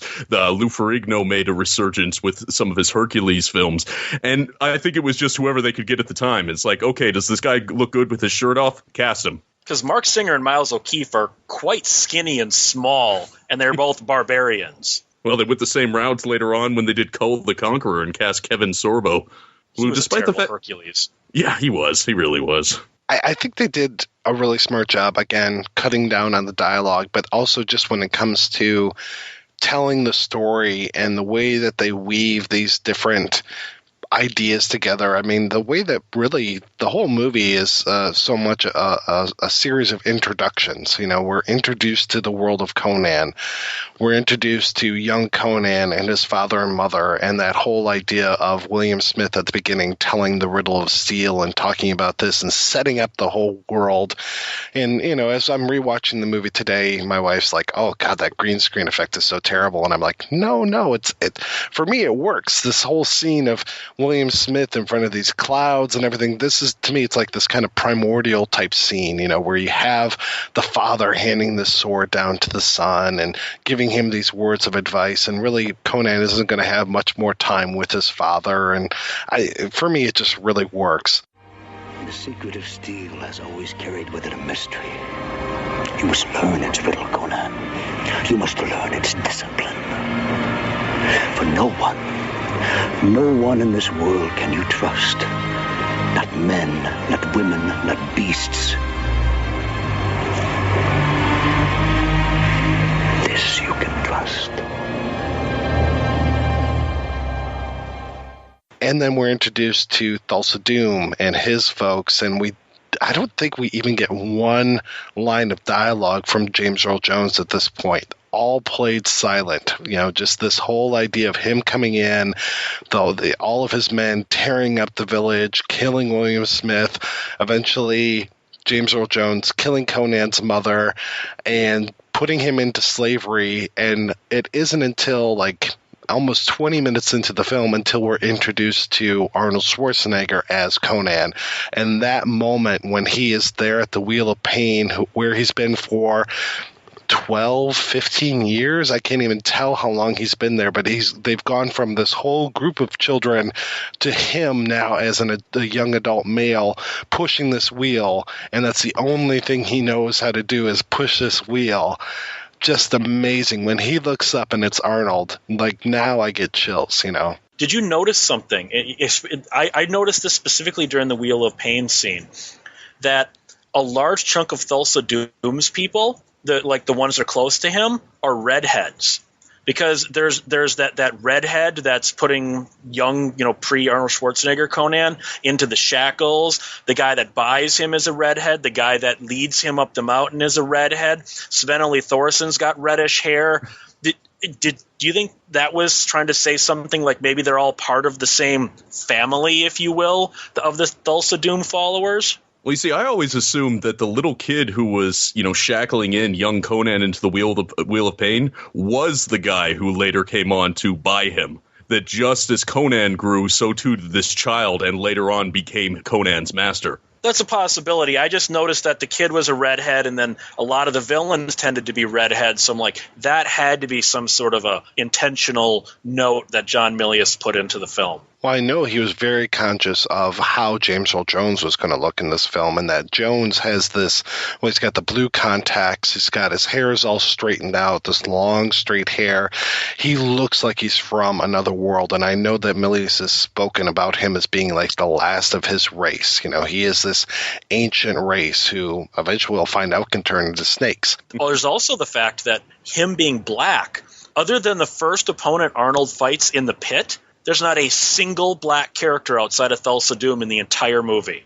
Yeah, and Jones is looking pretty light-skinned in this film. It is this kind of like almost like Twilight kind of thing. Like he's between worlds of, black and white, between human and snake. So it's interesting that he gets to have this kind of look. And I wouldn't put it past Milius at all about the whole redhead thing. I would definitely think that, especially in this world where you have clans and all this kind of stuff, and people very much identify with where they're from as to say what kind of person they are.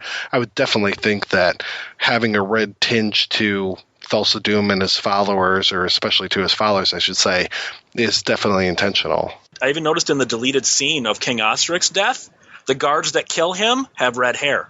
And part of it also might be just a nod to the world that Howard created, because as they mentioned, Conan is taken north for his slavery, and the North people, the Vanir, were basically Viking analogs, so they have the redhead gene going in there. And that may have been a consideration. The other things may have been also a consideration, kind of putting forward this redheaded equals evil. But it's hard to say. Still does in our current society, too. So we've got the introduction of Arnold. I think, El Gorio, you're going to talk about that monobrow that he has. Well, I was going to say, you were talking about when Arnold raises his head and you get chills. I think one of the things that really contributes to that, and one of the things that contributes overwhelmingly to the success of this film, has got to be the Basil Polidorus score. Oh, yeah. Because that's score, the definition of epic. It very much is. I have a lot of affection for Conan. I rank it amongst one of my favorite movies of all time.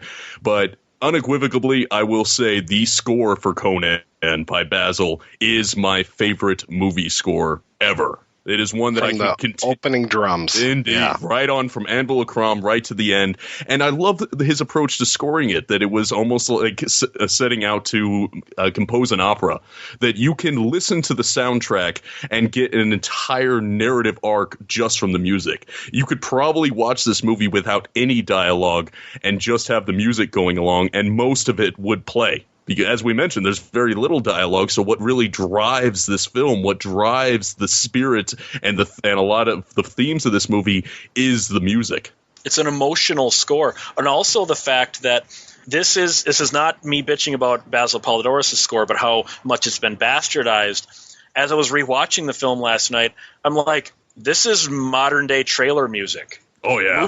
Movie trailers adopted his style for that big epic Avengers and Lord of the Rings, and I'm like, this has been bastardized into trailer music. Hans Zimmer owes a lot to Basil Polidorus in this. Oh, yeah.